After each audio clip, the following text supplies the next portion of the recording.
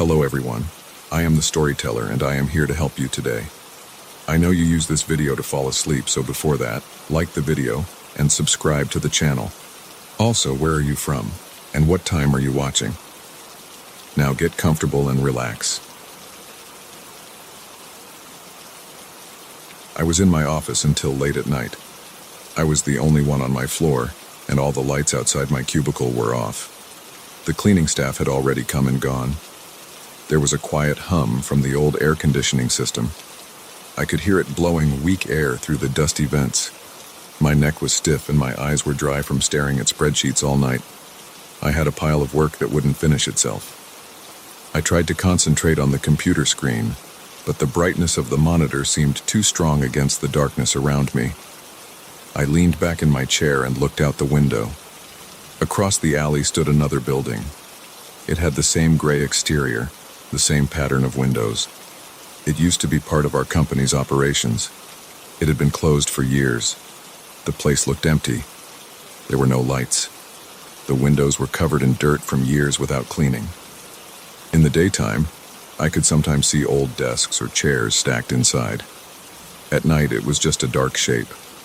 As I looked at it this time, I noticed something moving behind one of the windows. At first, I thought it could be a reflection from a distant streetlight, but then I saw a shape. It looked like a person walking past the window. The figure paused for a moment and then kept moving until it was out of sight. I sat up straight and rubbed my eyes. I waited another minute. I didn't see anything else. I felt a slight tension in my shoulders. It could have been a trick of the light. I told myself it was nothing. I went back to work. After another hour, I stretched my arms and checked my phone. It was close to 9 p.m. Outside, the street was quiet. I stood up and walked around my cubicle. I looked out the window again. This time, I caught a glimpse of something similar in a window on the floor below the one I had seen before. The same kind of shape. It looked like a person's silhouette moving behind the glass. It was dark, but I could see the movement clearly. The figure didn't stay long. It drifted out of view. My heart rate picked up. I wasn't imagining it. Something was there. I tried to think of a reason. Maybe some maintenance worker was inside. Maybe someone from security had decided to check something over there. But we had moved out years ago, and the place was sealed off. The property manager's office was empty. There shouldn't be anyone inside. I took a deep breath. I wanted to calm down.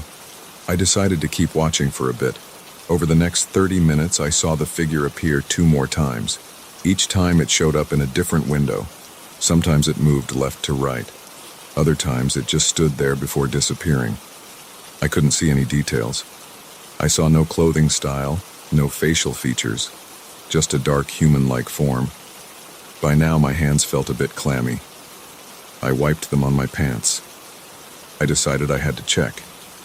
I wanted to prove to myself that I was just seeing things. I couldn't focus on my work anyway.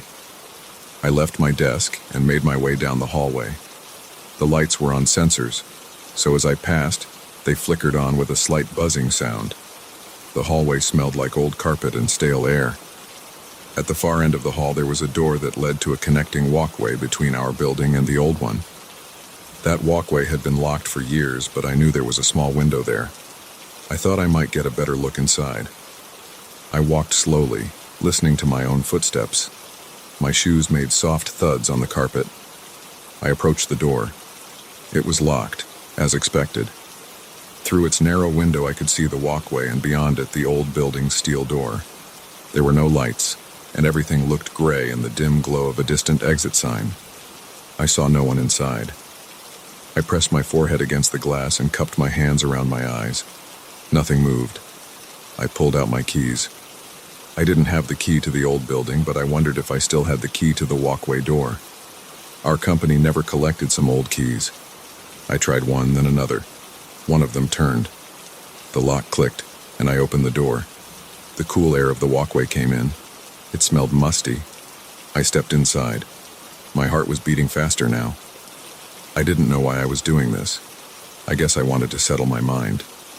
I walked across the walkway and tried the old building's door. It didn't budge. I shined my phone's flashlight through the small window in the door. I saw a hallway inside.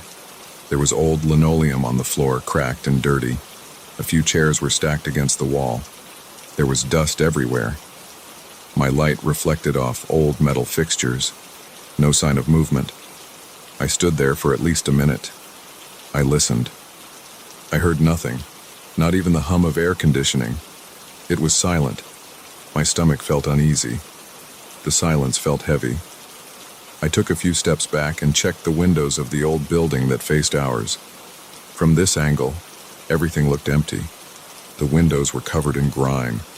I couldn't see any interior lights. I couldn't see any shapes inside. I told myself I must have imagined it. After a moment, I decided to go back to my office. I locked the walkway door behind me. I walked back through the hallway to my desk. I felt a slight ache in my lower back. I sat down and tried to focus on my work again. The spreadsheets looked the same. I typed a few numbers, checked some data, but I couldn't concentrate. I looked out the window again and I saw it once more. The figure was now on a higher floor in the old building. It didn't move much this time. It just stood near the window. I couldn't see eyes or a face, but I felt like it was looking at me. I swallowed hard. The figure then walked out of sight. I felt a sweat forming on my forehead. My breathing was shallow. I stood up and walked to the window, leaning close, trying to see better. I pressed my palms against the glass. The glass felt cool. While I stared, I saw my own reflection. I looked tired. My shirt was wrinkled, but my reflection looked a bit off. I noticed that in my reflection, it looked like there was a shape standing behind me, off to the side. I turned around fast. There was no one there. I turned back to the window and checked again. In the reflection, I saw only myself. The shape behind me was gone. My heart was pounding. I rubbed my eyes and looked again. Nothing was there now. I told myself I was seeing things because I was tired. Maybe I needed some fresh air. I decided to go down to the lobby and step outside for a few minutes. I shut down my computer and grabbed my jacket. The elevator ride down was quiet.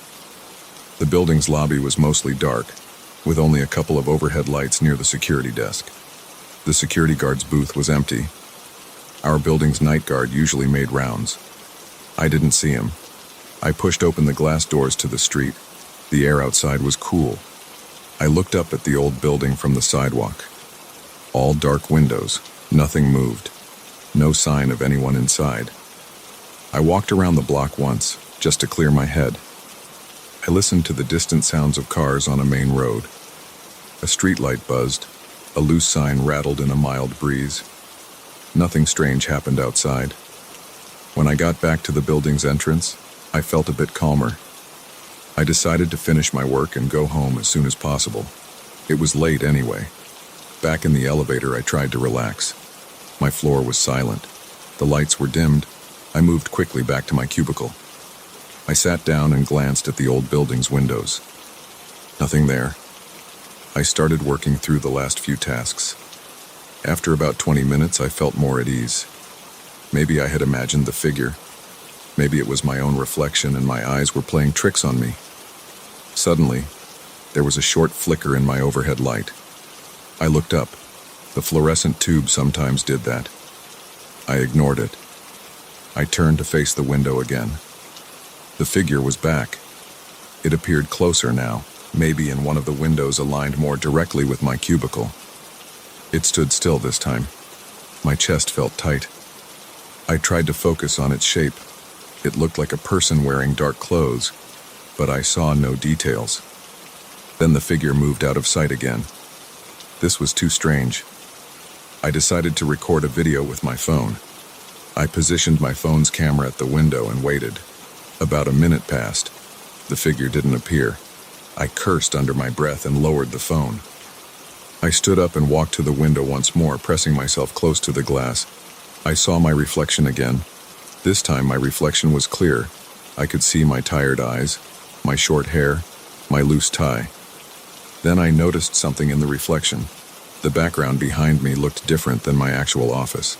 In the reflection, it looked like the lights behind me were dimmer, and the layout of desks was off by a few feet.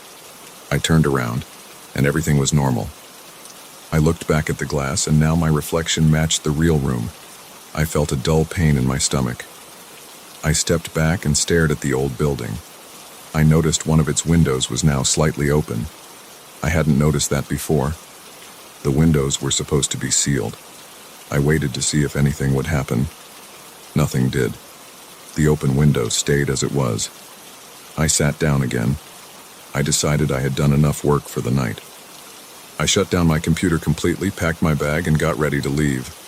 Before leaving, I gave the old building one last look. No figure. No strange reflection. On my way out, I stopped by the walkway door again. I don't know why I bothered, but I wanted to be sure. I unlocked it, stepped inside the walkway, and tried the old building's door one more time. Still locked. I shined my phone's flashlight through the window. Inside looked the same as before. Dusty floors, stacked chairs, darkness. I was about to turn away when I noticed something on the floor inside. There were footprints in the dust. They looked recent. They led from the far end of the hall toward the door I was looking through. I brought my face closer to the window, squinting to see better. The footprints were faint, but definitely there. They ended just before the door, as if someone had stood right there, inches from the other side of the glass. I stepped back quickly, my heart racing. I looked around the walkway. Nobody there. The door to my building was closed behind me, but I had the key. I felt warm sweat on my back. My mouth felt dry. I backed up toward my building's door, never taking my eyes off the old building's door. Nothing moved. I tried to breathe quietly. I listened for any sound. There was only silence. I opened the door to my building and locked it behind me, then hurried back down the hallway. The lights flicked on as I passed. I reached the elevator, pressed the button, and waited. While I waited, I looked back down the hallway. Everything was still. The elevator arrived, and I stepped inside. I pressed the button for the lobby. On the way down, I rubbed my face and tried to steady my breathing. In the lobby, I found the security guard. He was sitting at his desk, looking at his phone. I asked him if anyone had been inside the old building next door. He shrugged and said he hadn't seen anyone. He said the old place was locked up. He seemed unconcerned. I nodded and left. I didn't want to explain everything to him. I just wanted to go home. Outside, I looked up at the old building one last time. The open window I had seen before was now closed. All the windows were dark and still. I adjusted my bag on my shoulder and started walking toward my car, parked around the corner. My legs felt weak, and my hands were shaking slightly. I kept looking over my shoulder at the old building. Nothing changed. It stood silent and empty. I got in my car and locked the doors. I sat there for a moment, listening to the engine idle. I checked my phone and saw the time. It was past midnight. I drove out of the parking lot. As I pulled away, I glanced in the rearview mirror at the reflection of the buildings behind me. Everything looked normal. I tried to push the images out of my mind. I wanted to forget what I had seen. I could still feel that tightness in my chest. The idea that someone or something had been watching me felt too real. I gripped the steering wheel and focused on getting home.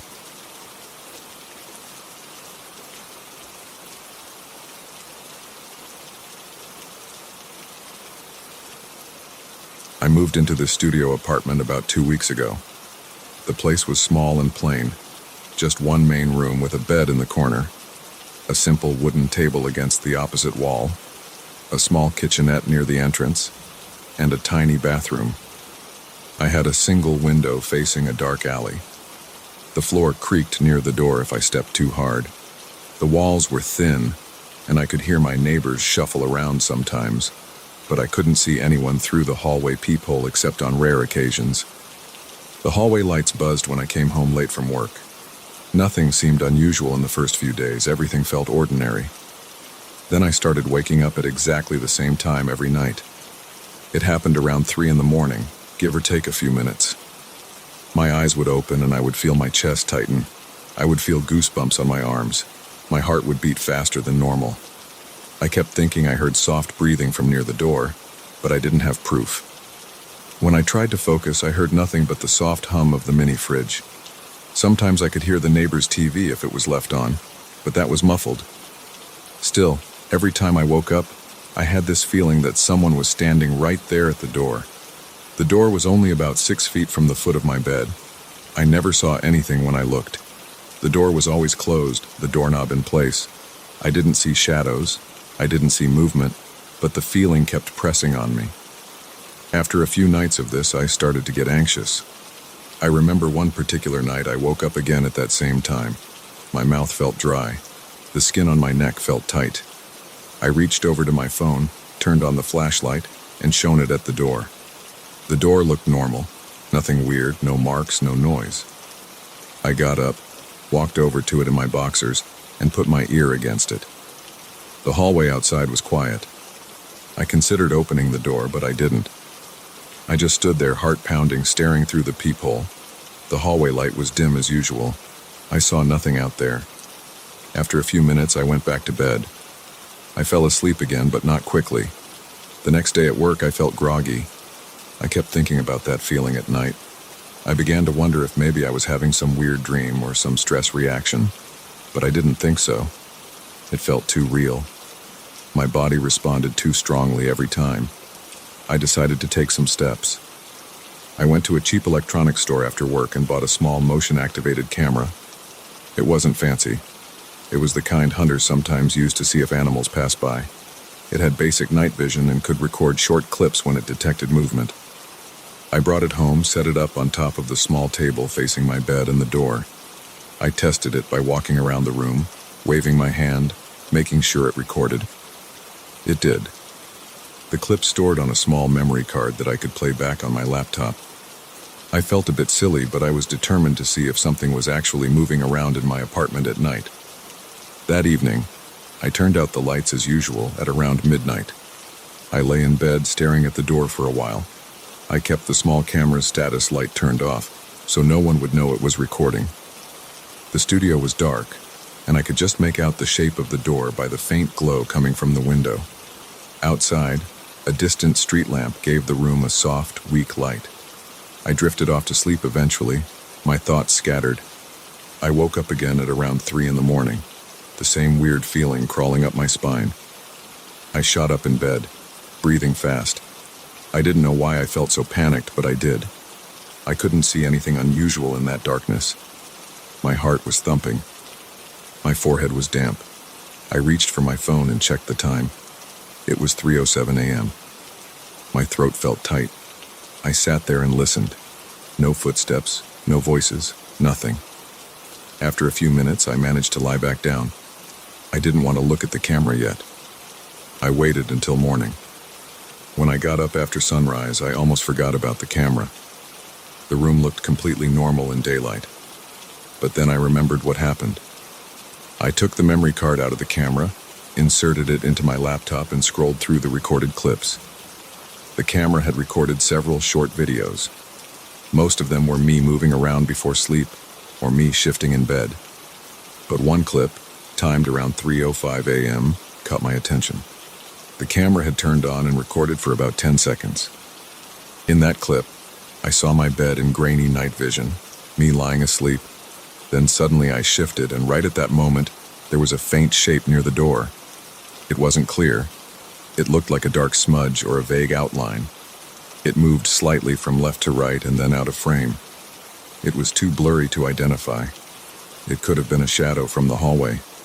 But the door was closed, and I didn't see how a shadow from outside would appear inside like that. I sat there staring at that clip over and over. My heart started racing again. I felt a tightness in my chest. This wasn't my imagination. Something triggered the camera. That meant something moved inside the room. Something was there. I checked the front door lock. It was locked. I checked the window, which was about 6 feet off the ground outside. No fire escape, no balcony, and it was locked too. The bathroom door was closed, and no one was inside. I opened the closet. Nothing. I stood in the center of the room, listening to the hum of the fridge. Everything was quiet. I felt nauseous. I decided I should do more. I went out and bought another small camera that afternoon.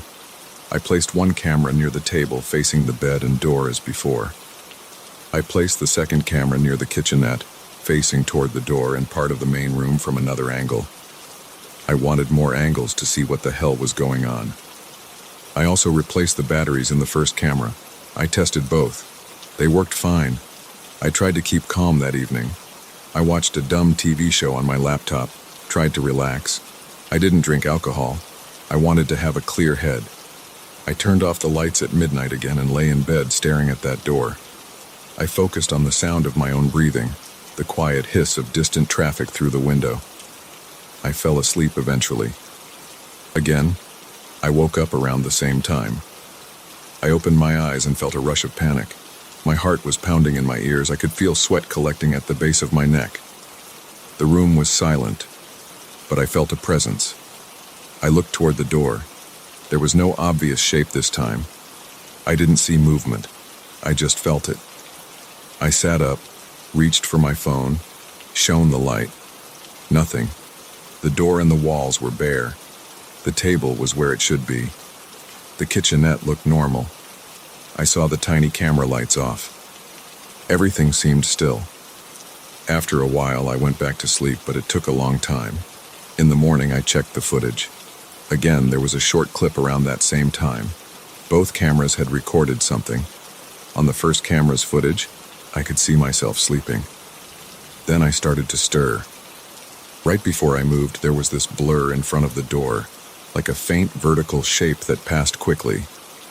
On the second camera's footage, I could also see a dark, faint shape near the door, but from that angle, it looked smaller. It was a quick flicker, just enough to trigger recording. I paused the video and tried to look frame by frame. It was just a vague shadow.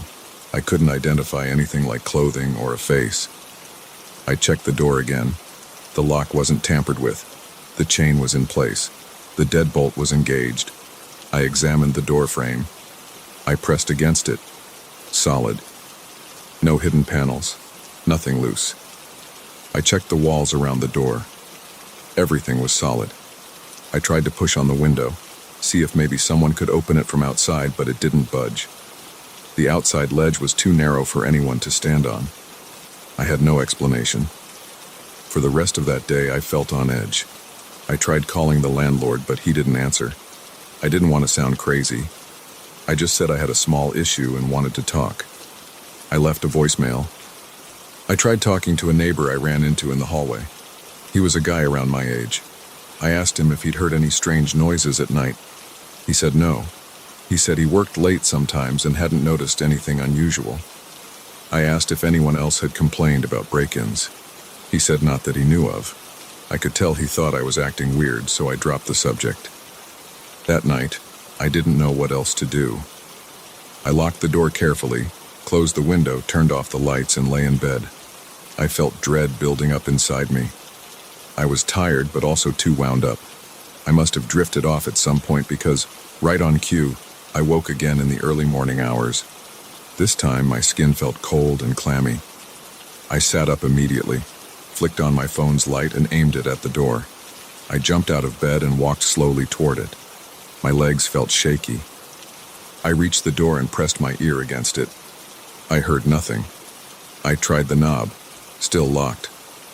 I put my eye to the peephole. The hallway was empty. I looked back at my bed. I didn't see any movement in the room. I flicked the light switch on the wall. The overhead bulb lit up. The room looked normal.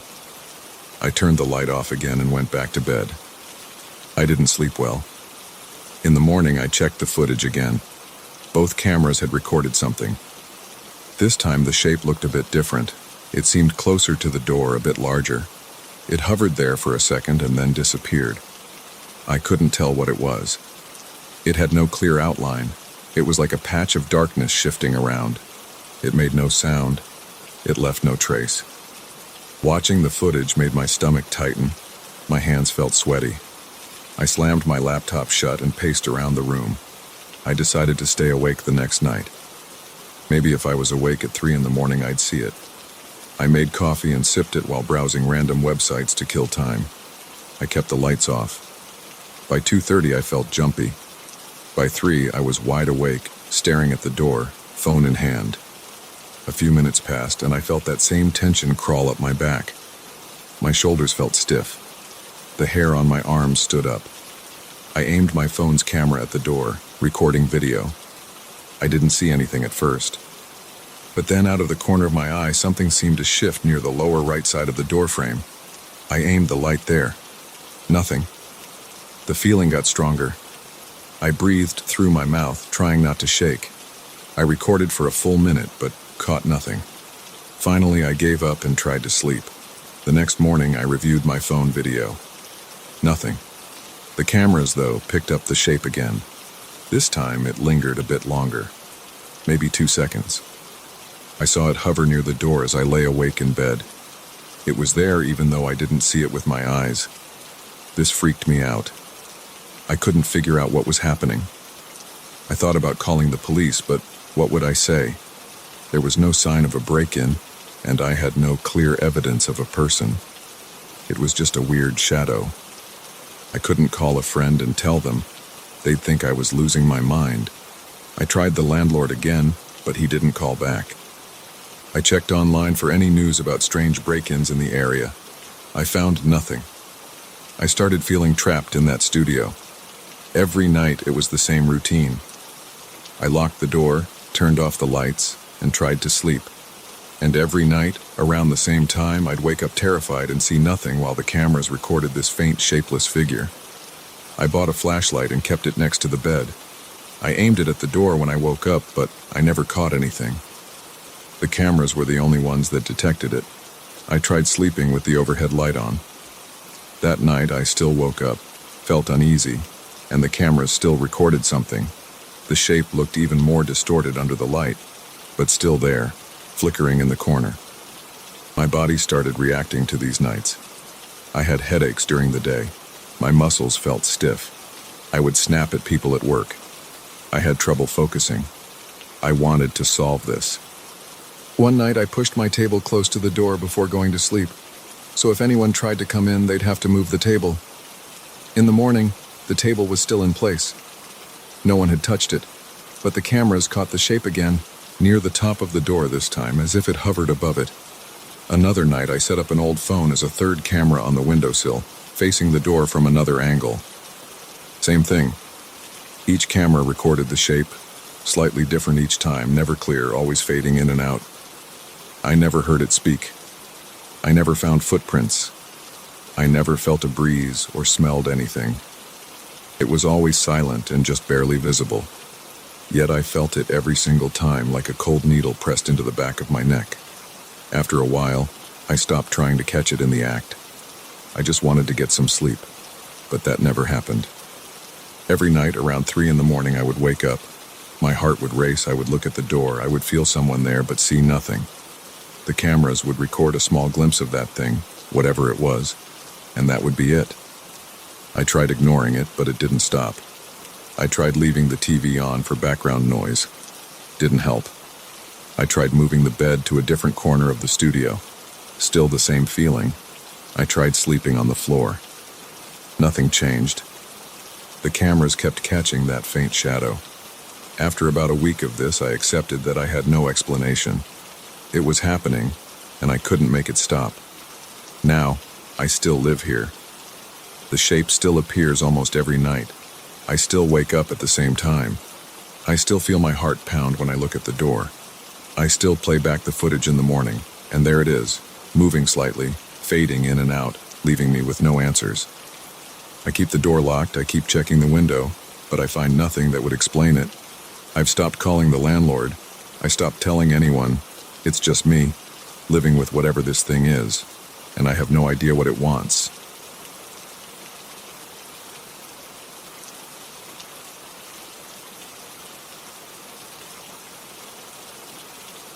I moved into the house on a Saturday morning. I had boxes piled up in the front hall and old furniture wrapped in plastic scattered across the living room. The place smelled stale, like it had been shut for a long time. The windows were dusty, and there were uneven floorboards in some rooms. There were a few spiders in the corners. The paint on the walls was chipped, and the wiring seemed old. The attic was above my bedroom. I knew this from the layout the realtor gave me. I had not gone up there yet. I planned on checking it out after I settled in. My first few nights there were quiet enough. I noticed that the house creaked a bit when the wind blew outside. The walls were thin, and I could hear the pipes humming when I turned on the bathroom sink. Late at night, I sometimes heard small noises coming from above. At first, I thought it could be squirrels or maybe the wood expanding. The noises were not loud, just light tapping or a soft knocking sound. Sometimes I would stand in the hallway, looking up at the ceiling, trying to pinpoint the exact spot. But I could never be sure where it came from. It always seemed to be somewhere just above my bedroom.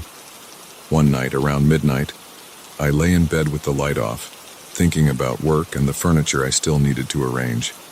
The tapping started again. It was a slow, rhythmic sound, like someone lightly tapping a fingernail against a hollow door. I turned on my bedside lamp and stared at the ceiling. The sound paused. I waited, listening closely. After a few seconds, it came again. A series of 3 taps, then silence, then 3 taps again. I got up, walked out into the hallway, and looked up at the hatch that led into the attic. The hatch was in the small corridor that connected my bedroom to the spare room. I had a folding ladder leaning against the wall, the one I used when I painted the kitchen ceiling. I decided I should finally look inside the attic. I was nervous. I felt my chest tighten a bit, and I noticed my palms were sweating as I grabbed the ladder. I positioned it under the attic hatch. I climbed up and pushed the hatch door open. A musty smell came down. I shone my flashlight inside. It was dark, dusty, and cramped. I saw wooden beams, old boxes, and what looked like a broken chair. There was also a large mirror leaning in a corner. The glass on the mirror looked cloudy. Its frame had peeling paint. I stuck my head up and looked around, but I saw no movement. I heard nothing. I stayed quiet for a minute, shining the flashlight slowly over everything. Then I climbed back down and closed the hatch. I did not see anyone or anything unusual. I went back to bed and fell asleep after a while. The next night, I heard the tapping again. This time, it sounded a bit louder. It happened around the same hour. I got up faster this time. I opened the hatch and climbed into the attic. I aimed my flashlight around. Nothing moved. I walked carefully, ducking under beams. My boots kicked up dust from the floorboards. I felt cobwebs brushing against my arm. I saw the same mirror in the corner. The surface of the mirror had a film of dust, but I could still see a bit of my reflection when I moved close. I approached it and wiped the surface with my sleeve. As I did that, I thought I saw something behind me in the reflection, like the shape of a person. I spun around quickly, shining the flashlight into the darkness. There was no one. I looked back into the mirror, but all I saw was myself and the dark shapes of the attic's beams. I backed away, keeping the light on that spot. Nothing moved. I went back down again, feeling uneasy. My heart was beating faster than normal, and I had a tight feeling in my stomach. I slept badly that night. In the morning, I tried to convince myself that it was just my imagination. I had been tired, and the attic was dark. Maybe the reflection was just my own shadow. The tapping could be old pipes or wood. There were a lot of possible explanations. Over the next few days, I arranged more of my belongings. I fixed some light fixtures and swept the floors. The house was quiet during the day. I never heard anything unusual before sunset. But at night, usually around midnight, the tapping returned. It seemed to come from the same area above my bedroom. Sometimes it was 3 taps, sometimes 4 or 5. When I climbed up to check, I found no animals, no loose pipes, nothing that could explain the sound. I started to feel anxious as bedtime approached. On the 5th night in the house, I decided I would stay in the attic for a while, waiting. I went up around 11:30 p.m. with a flashlight, a small chair, and my cell phone. I set the chair facing the mirror. The mirror was in the far right corner, leaning against a sloping part of the roof. I sat about 6 feet away from it. The attic was silent except for a slight humming sound from the distant traffic outside. I waited, breathing slowly. My back felt stiff, and the dust in the air made me want to sneeze. I tried to stay calm and alert. Around midnight, I heard a soft tap. It came from somewhere behind me. I turned, shining the flashlight, but I saw only boxes and a bundle of old cables. I heard another tap, this time in front of me. I looked at the mirror. I felt a sudden chill on my arms. I got up and approached the mirror, leaning forward to inspect it. As I shone the light on it, I saw a reflection that did not match what was behind me. Behind me, there should have been an old box and a wooden beam. In the reflection, I saw a person's shoulder and part of a head. The shape looked solid. I could see what looked like dark fabric. I spun around. There was nothing there, just empty space. I felt panic rising. My breathing got faster and I stood very still, listening. I took a few steps backward, away from the mirror. I tried to calm down. I checked my phone for a signal. I had a weak signal, but I could call someone if I needed to. I did not know who to call. The police would not care about some strange reflection in an old mirror. I was not sure what I had seen. It could have been a trick of the light. I decided to cover the mirror. I found an old sheet in one of the boxes. It smelled like mold. I shook it out and draped it over the mirror's frame. Then I went back downstairs, closed the hatch, and locked my bedroom door. I did not sleep well. I felt restless, and my throat was dry. In the morning, I tried to ignore it. I told myself I might have been half asleep. That night, I heard the tapping again. I tried to ignore it. I stayed in bed holding my pillow. The tapping got louder, then stopped. I went to the kitchen, grabbed a small knife, and held it while I listened. There was no more tapping. I waited a few minutes, then put the knife down. I felt ridiculous holding a knife. I was not in any immediate danger. I just felt unsettled. The next evening, I decided to face it again. I went up to the attic earlier, around 10 p.m. I wanted to see if anything had changed. I climbed up quietly. When I shone the flashlight around, I saw that the sheet I had placed over the mirror had slipped off on one side. It was still covering most of the mirror, but one corner of it was pulled back. I had draped it securely, so it was strange that it had slipped. The attic windows were sealed, and I had not felt any strong drafts. I approached the mirror and fixed the sheet. I took my time, making sure it would not slip. I then walked around the attic, checking for any openings, loose boards, or animal droppings that might explain the noises. I found nothing unusual. It was just old boxes, some old furniture parts, and dust. I left the attic and went back to my bedroom. I lay down and stared at the ceiling. At midnight, the tapping started again. This time I jumped out of bed, grabbed my flashlight, and climbed up. I wanted to catch whatever was causing this. I opened the hatch. As soon as I stuck my head inside, I heard a rustling sound near the mirror. I pulled myself up fast and aimed the light. The sheet was halfway off the mirror again. I froze. I had just fixed it. I approached the mirror slowly. My heart was pounding. I could feel sweat on my forehead. I reached for the sheet. Suddenly, in the reflection, I saw a face. It had eyes and a mouth. The eyes looked focused on me. I saw short hair and a neutral expression. I felt my legs tremble. I turned around quickly. Nothing was there. I turned back to the mirror. Now I only saw my own face in the attic behind me. I took a step back and almost tripped over a box. I was breathing through my mouth, trying to stay calm. I decided to speak out loud. I said, "Who is there?" My voice sounded shaky. I waited, but I heard nothing.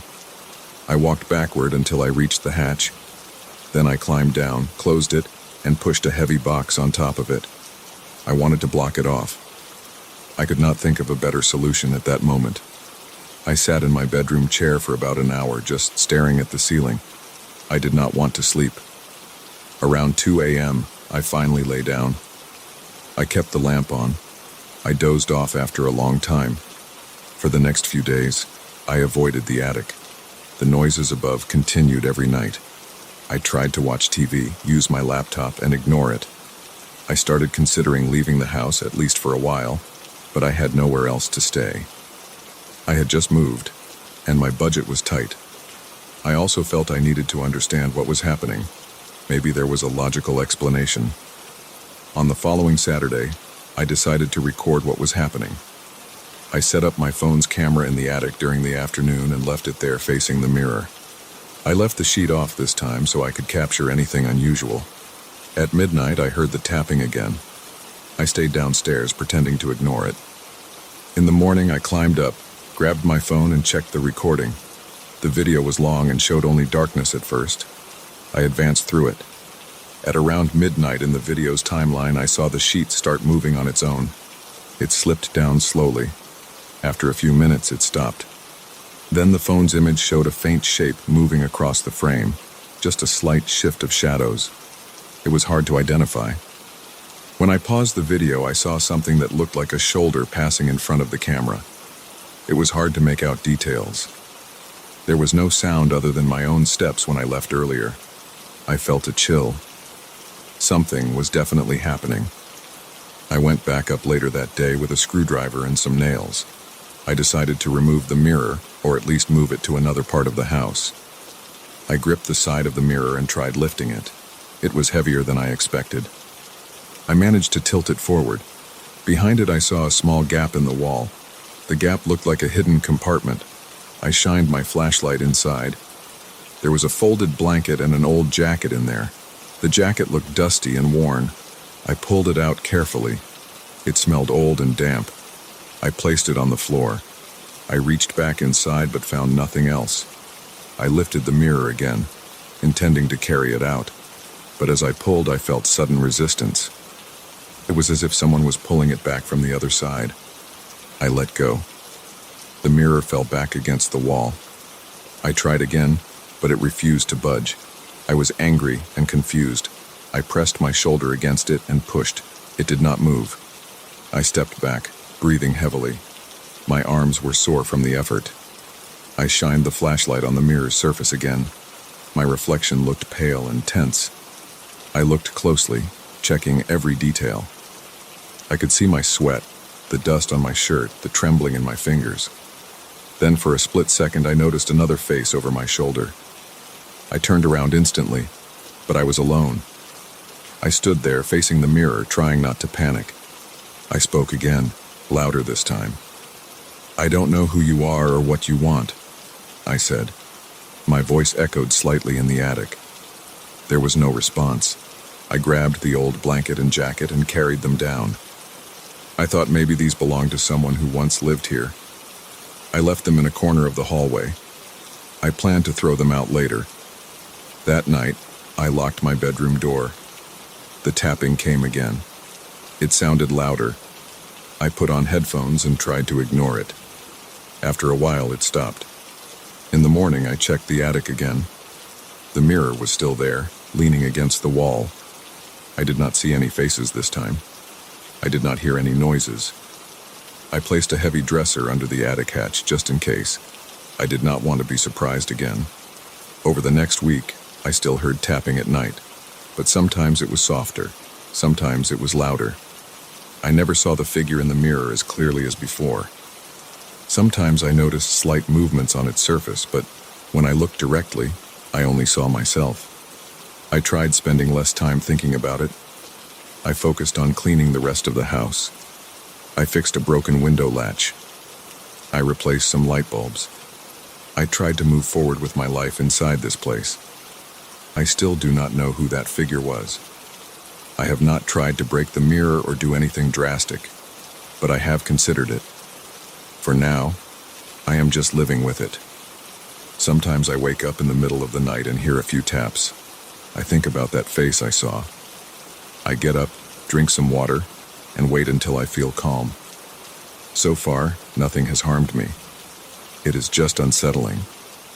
The attic remains as it is, and the mirror is still up there, covered with a sheet that does not always stay in place. I still see no reason for what is happening.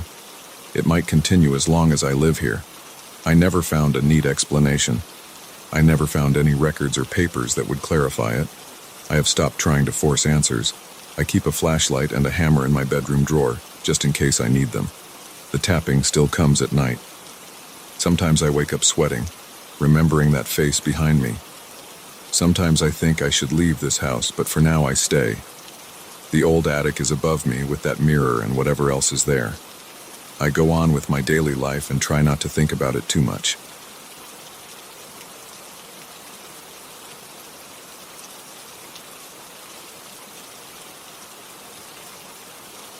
I started my walk a little after sunrise.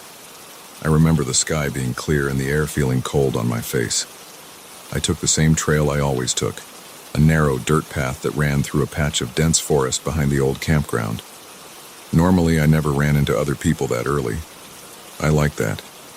I like the quiet. That day, I noticed something off as soon as I passed the row of tall pines on the left. I heard low voices. At first, I thought it might have been the wind or maybe some hikers far ahead. I slowed down and listened. The sounds were coming from the trees on both sides, but I did not see anyone. The whispers were soft, but they did not fade when I stopped walking. When I started walking again, they seemed to get louder. I tried to ignore it. I took a deep breath and looked back at the empty trail. There was no one behind me. I could see clear footprints, my own from when I first came in, and a few scattered pine needles on the ground. Nothing else, no movement, just my footprints in the damp soil. Yet the whispering did not stop. The voices sounded very low, almost like a soft breath right behind my ears. They were words I could not understand. I could not pick out a language. They were more like quiet breaths shaped into strange sounds. I walked forward. The trail was straight for about 30 feet, then it curved sharply to the left. As I approached the bend, the whispers grew louder. They seemed to move with me, staying just out of sight. I stopped again and turned around slowly. I stood still, listening, scanning the trees. I saw the morning light between the trunks, patches of moss, damp leaves, and the rough bark. I saw no movement, except for a squirrel darting up a tree far off to the right. I heard my own breathing, uneven and shallow. I noticed that my hands felt cold and my fingertips were a little numb. The hairs on my arms stood up. I tried to speak. I said, "Hello?" My voice sounded strange in the quiet. The whispers paused for a second, but then they started again. I could not pinpoint the source. It felt like they surrounded me. I raised my voice. "Who's there?" Nothing answered clearly, just more quiet sounds that resembled whispers. They did not stop. They only faded a little, then came back stronger as I took another step. I felt a knot in my stomach. I was not sure what to do. This was a public area. There could have been people messing around. Maybe someone was trying to scare hikers. That idea crossed my mind, so I tried to catch them. I moved off the path, stepping over some roots and pushing through a thin set of bushes. I tried to move quietly, looking for anyone crouching behind the trees. I found no one. I saw a few old branches on the ground, some small holes where animals might have dug. I saw wet leaves and a large spider web stretched between two low branches. But no people, no sign of a person hiding. When I stepped back onto the trail, I listened again. The whispers were still there. They had not changed in tone. They were steady, low, and constant. My chest felt tight. I tried to calm myself. I told myself to keep walking and see if it eventually stopped. I walked another few yards. The forest looked normal. The path was a bit muddy from rain the night before. My boots sank slightly as I stepped. I kept my eyes straight ahead. The sunlight filtered in, but the forest still felt dim under all those leaves. I moved at a steady pace, but every few seconds I glanced over my shoulder. No one was there, just an empty trail behind me, the way I had come. The whispers seemed to react to my movements. When I walked faster, they got louder. When I slowed down, they softened. They never went completely silent. They never sounded friendly or angry. They just sounded neutral, but persistent. That bothered me. I could not figure out what they wanted. I tried talking again. I said, "I know someone is out there." My voice shook a bit. "Can you just stop? This is not funny." I waited, but the whispering continued. No response, no laughter, no running footsteps. Nothing. My breathing got heavier. I felt a light sweat forming at the back of my neck.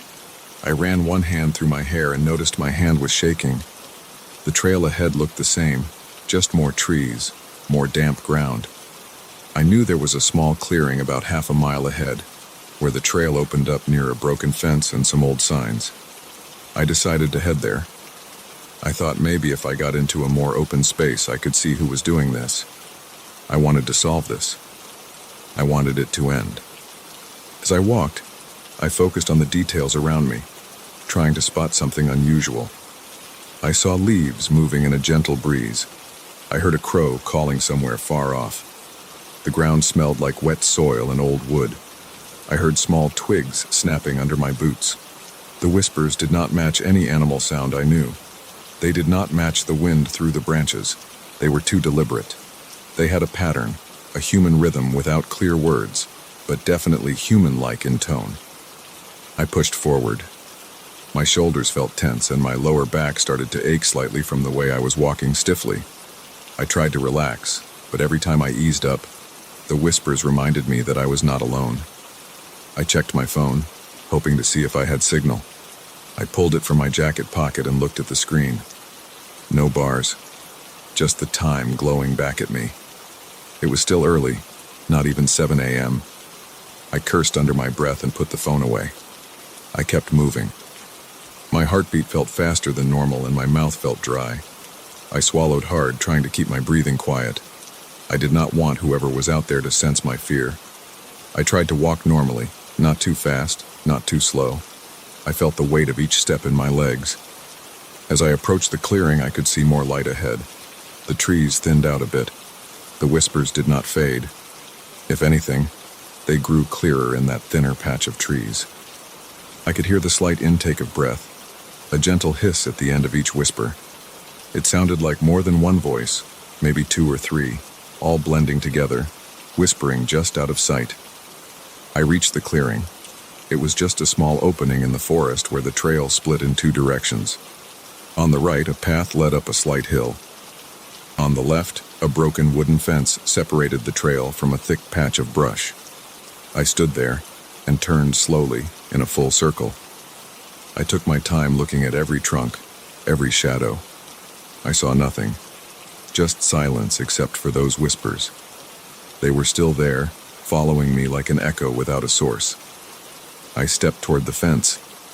It was about waist high, with a few boards missing. Beyond it, I saw more forest floor, ferns, and a fallen log covered in moss. I listened. The whispers sounded very close, but I still could not see anyone. I leaned forward, peering between the tree trunks. My heart was pounding, and I could feel my hands sweating. I wiped my palms on my pants and tried to steady my breathing. I decided to call out again, louder this time. "I know you're out there. Stop messing around.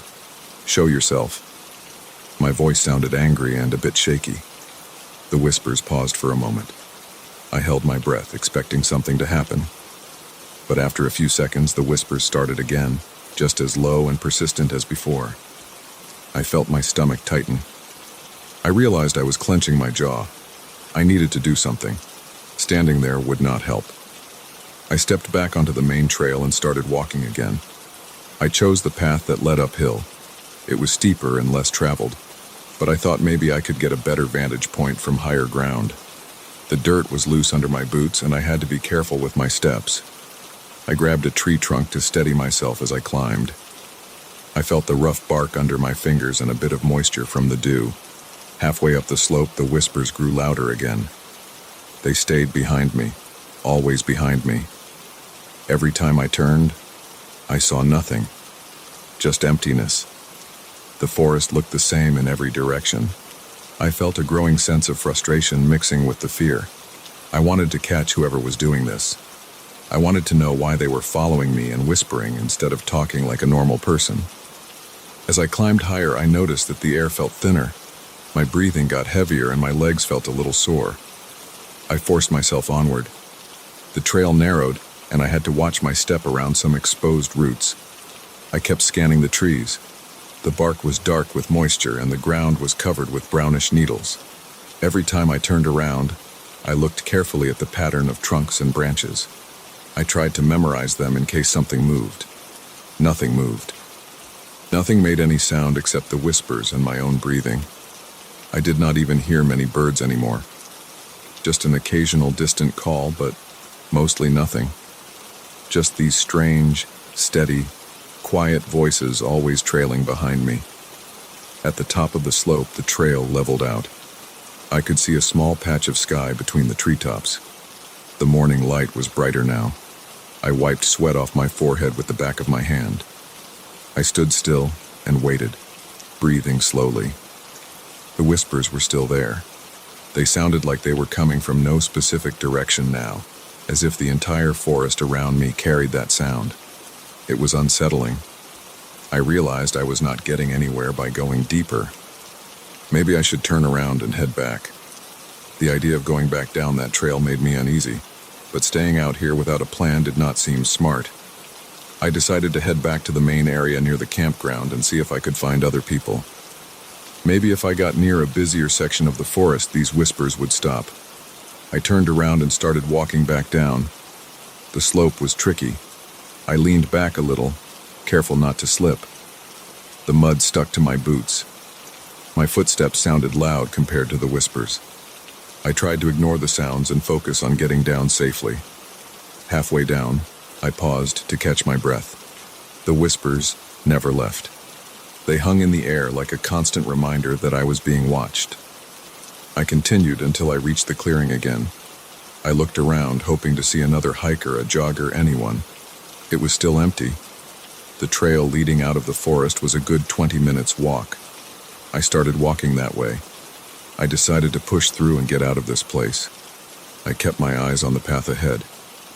The ground was still damp, and I felt a slight chill despite my body feeling warm from the exertion. The whispers seemed to follow. As I moved forward, they remained behind me, always at the same distance. I tried to trick them. I suddenly spun around, expecting to catch someone behind a tree. I saw only trunks and leaves. Nothing else. My heart sank a bit. I felt a lump in my throat. This was not normal. Even if someone was pranking me, they would have to be incredibly good at hiding and moving silently. And how did they keep making that whispering sound without me seeing their lips move or their shadow shift? I shook my head and kept going. I stepped over some exposed roots and tried to pick up my pace. My boots squelched in a small puddle. Water splashed onto my pant leg. I barely noticed. I just kept moving, hoping the exit was near. The forest floor and the dense trees made it hard to get a sense of distance, but I had walked this path many times before. I knew that eventually it would open up near a gravel road. Once I reached that gravel road, I would be close to the parking area and the entrance. I would feel safer there. As I pressed on, the whispers continued. They never changed in tone or volume, just matched my speed. When I moved quickly, they stayed loud. When I slowed, they quieted slightly. They seemed linked to my motion. I tried stopping completely again. I held my breath and listened. The whispers did not stop. They just hovered at that same level, waiting. I started to feel a bit dizzy. My stomach felt queasy. I could feel sweat on my forehead and between my shoulder blades. My hands were shaking. I did not want to panic, but I felt close to it. My throat felt dry and I wanted water, but I did not want to stop. I just wanted to leave. I saw a familiar fallen tree that I recognized from previous hikes. I knew I was close to the edge of the forest. Just a few more minutes and I would reach the gravel road. I pushed forward, ignoring the pain in my legs and the tightness in my chest. I clutched the straps of my backpack, holding on to something solid and real. Finally, I saw the tree line thinning out. I saw the grayish color of gravel through the leaves. I almost laughed with relief. I walked faster, ignoring the whispers. They stayed behind me, constant, but I focused on the way out. I stepped onto the gravel and felt small rocks crunch under my boots. I looked around. The open space felt good. The road was empty, but at least I had room to move. I turned around and looked back into the forest.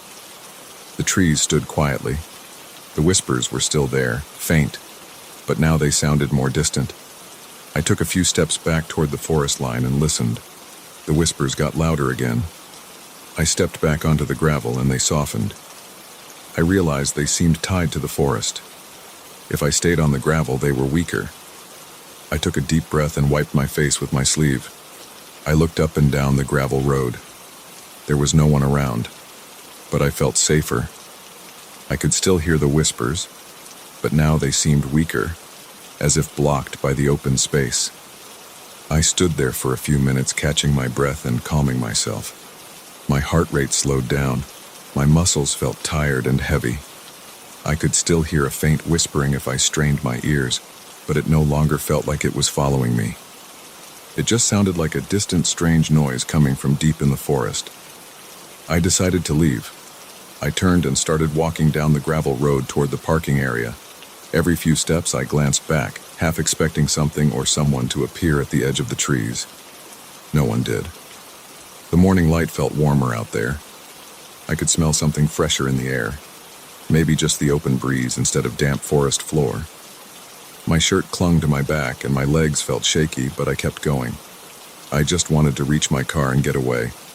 As I walked, the whispers faded more and more. After a few minutes, I could no longer hear them at all. All I heard was the crunch of gravel and my own footsteps. I reached the parking area. My car was there, the only one.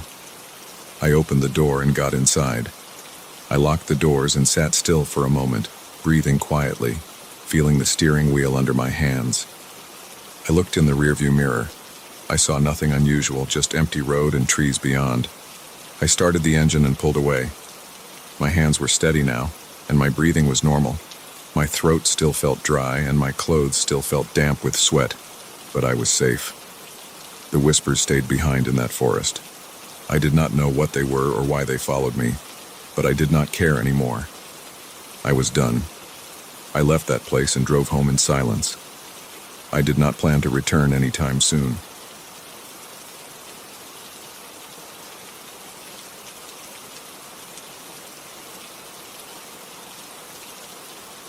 I moved into the house on a quiet street a few months ago. It was a shared place with 3 other tenants. The landlord lived upstairs in a separate unit. The rent was reasonable, and the location was okay. The house had a long hallway inside and a few doors on the ground floor. One of those doors led to the basement. From the first day I arrived, that basement door stood out. It had a large padlock on the outside and thick hinges. The paint around it looked a bit rough, as if it had been repainted several times over the years. The landlord told me that the basement was off limits. He said he stored old equipment down there, things he did not want us messing with. I did not think about it much at first. I had my own room on the ground floor facing the backyard. I shared the kitchen and living room with the other guys. We were not friends, but we got along fine. I kept my stuff tidy and tried not to bother anyone. I had a 9-to-5 job, so I was not home very often during the day. At night, I would come back, eat something, and then hang out in my room. Sometimes I watched TV in the living room, and on a few occasions, I noticed that basement door. It was always locked. The padlock looked old but solid. A few weeks after I moved in, I started noticing something strange about that door. There were scratch marks on the lower part, on the inside. I saw them one day when I came home early and the door to the basement was slightly ajar. I do not know why it was open. Maybe the landlord had gone down there for some reason and forgot to lock it completely. I only noticed because I walked down the hallway and saw a thin sliver of darkness through the crack. Curious, I approached. I pushed it a bit, and the door did not budge much because the padlock was still in place on the outside hinge, but loose. I looked through the gap and saw scratch marks on the wood. They were small, shallow, but there were many of them, one over the other, forming this uneven pattern that looked like something had been trying to claw its way out. I got a chill. I did not know what to make of it. My first thought was that there might be an animal trapped down there. That night, I waited until the landlord was outside smoking. and I casually mentioned that I had seen the basement door slightly open. I said I noticed some damage inside. He just smiled and said, "It's just some structural adjustments I had to make. The wood is old. It scrapes when I try to fix the frame." He shrugged and waved it off. I looked at him carefully, and he avoided eye contact for a moment. I had a weird feeling, but I did not push it. He seemed calm enough, and I did not want to start any conflict. Over the next week, I watched that door every time I left for work and every time I came back. It stayed locked, and I never saw it open again. But after a few days, I noticed more scratches, deeper this time. I saw them after the landlord called a handyman to reinforce the door. I heard them working out there one afternoon. There was drilling, hammering, and some scraping sounds. When I came home, the door looked different. The hinges had been replaced, and the frame looked sturdier. The padlock had been switched out for a new one. But when I peeked at the inside edge again, I saw fresh scratch marks, as if something had scratched the new wood. I felt my chest tighten. I had no reason to be scared, but I was. My palms felt sweaty, and I had trouble sleeping that night. I tried to push the thought out of my head. I told myself it was nothing. Maybe the handyman had used a tool that slipped and scratched the wood. That made some sense, but I was not fully convinced. In the following days, I started paying attention to sounds at night. Around midnight, when everything was quiet, I sometimes heard a faint scraping sound. It came from that direction. It was not loud, and I could not always be sure. The house had old pipes and floorboards. It might have been something else. Still, I could not relax. After a few more nights, I decided to investigate a bit. I waited until everyone was out. It was a Saturday afternoon. The other tenants were at their jobs or out doing something. The landlord was gone too. I tried to open the door. It was locked tight. I got down on my knees and ran my fingertips over the edge of the door, feeling for the scratches. I could feel the grooves in the wood. They were uneven and rough. They did not feel like tool marks. They felt random and desperate. There was also a faint smell coming from the crack under the door, a smell of damp and stale air.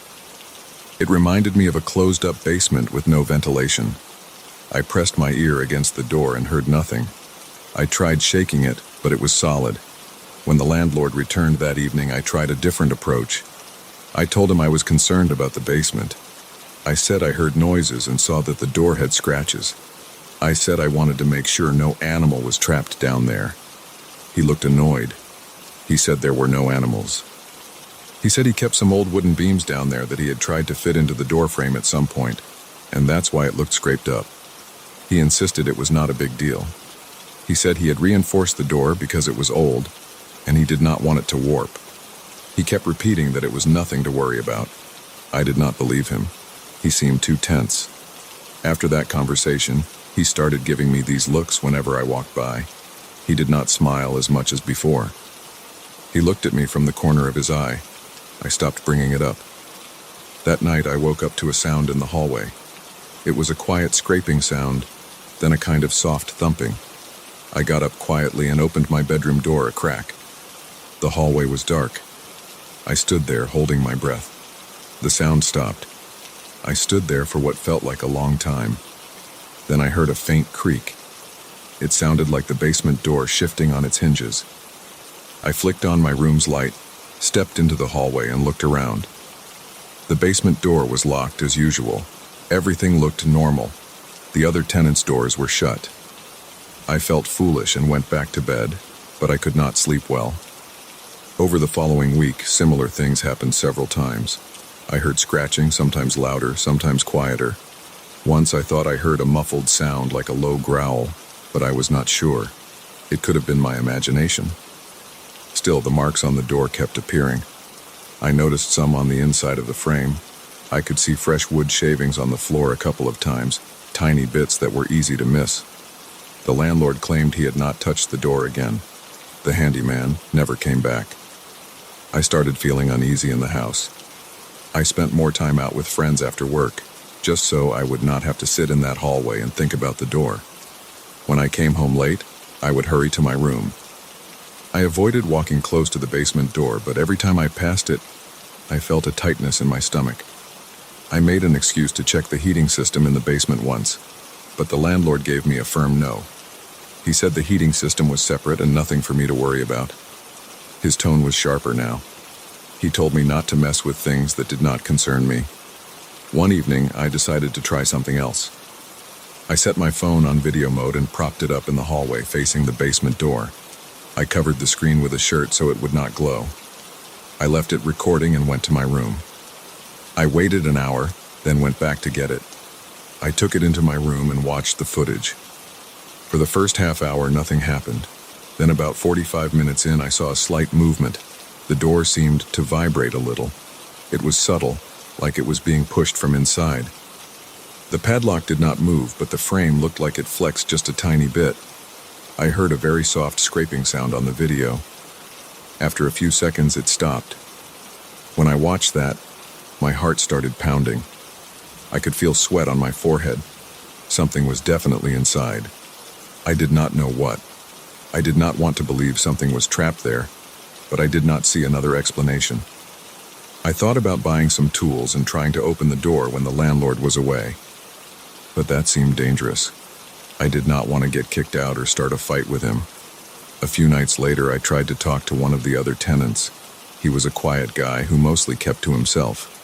I asked him if he ever noticed anything strange about the basement door. He looked at me for a moment and then said he never paid attention. He said he worked long hours and did not care what the landlord kept down there. He seemed uncomfortable, like he did not want to get involved. I let it go.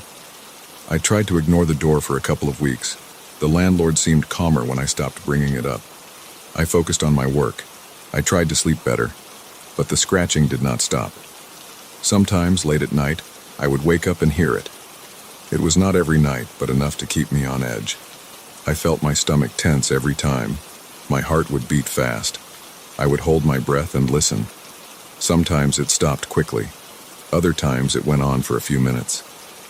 I never heard anyone else react. Maybe the others slept through it or just did not care. Then the landlord reinforced the door again. I came home one day and the entire frame looked thicker. He must have installed extra wood or metal inside. The padlock was bigger. The hinges looked heavier. The scratches were gone because he repainted it. For a few days, everything seemed quiet. I thought maybe whatever was inside had stopped trying to get out. I almost relaxed. But about a week later, I saw new scratch marks. This time they were smaller, but they were there. I also noticed the bottom of the door frame had a slight gap, as if something had tried to push outward. There were tiny splinters on the floor again. I felt my throat go dry. I thought about confronting the landlord directly, but I did not want to cause trouble. Instead, I decided to try a different approach. One night, I waited until late, when the house was silent. I put on some old clothes and took a flashlight. I approached the door and knelt down. I shone the flashlight at the bottom gap. The gap was small, but I could see darkness beyond it. The smell was stronger now. It smelled musty, like wet earth and old wood. I could feel a cool draft coming from inside. I tried to poke a small metal ruler through the gap, just to feel what was inside. It hit something solid after a few inches. Then I heard a scratch, much louder this time. It came from inside, right near where I was poking. I jerked my hand back, stood up, and stumbled away. My heart was racing. I could feel the hair on my arms standing up. I backed away and went to my room, locked the door, and lay on my bed, staring at the ceiling. I heard one or two more faint scratches after that, then silence. The next morning, the landlord knocked on my door. He looked angry. He said, "Don't mess with the basement. I'm serious." I did not ask how he knew. Maybe he heard me, or maybe he saw the flashlight beam under the door. I just nodded and said, "Okay." He stared at me for a few seconds and then left. I felt embarrassed, but also scared. He knew I was suspicious. That night, I could not sleep. I kept thinking about what was behind that door. It could be an animal, maybe a large dog or something else locked inside. But why would he keep it locked up down there? Why scratch at the door? It did not sound like it was being fed or let out. It never cried or made any noise except scratching. It never escaped. The landlord always kept the door locked. I had no explanation. I thought about leaving, but I had nowhere cheaper to go at that moment, and my lease still had months left. Over the next days, I slept lightly. Every small noise woke me up. Sometimes I would sit in the living room during the day, staring at that door, waiting for something to happen. Nothing ever happened while I watched. But at night, when everything was quiet, I would hear faint sounds. It never got any worse than that, but it never stopped either. I tried recording audio one night, placing my phone near the door and letting it run for hours. When I listened the next day, I heard faint scratching at random intervals. Sometimes a few soft thumps, like something pushing against the wood. The landlord never admitted anything. He started avoiding me. The other tenants seemed to mind their own business. No one wanted to talk about it.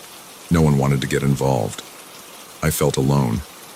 I felt tense all the time, worried that something would break through that door, or that I would do something stupid and get kicked out.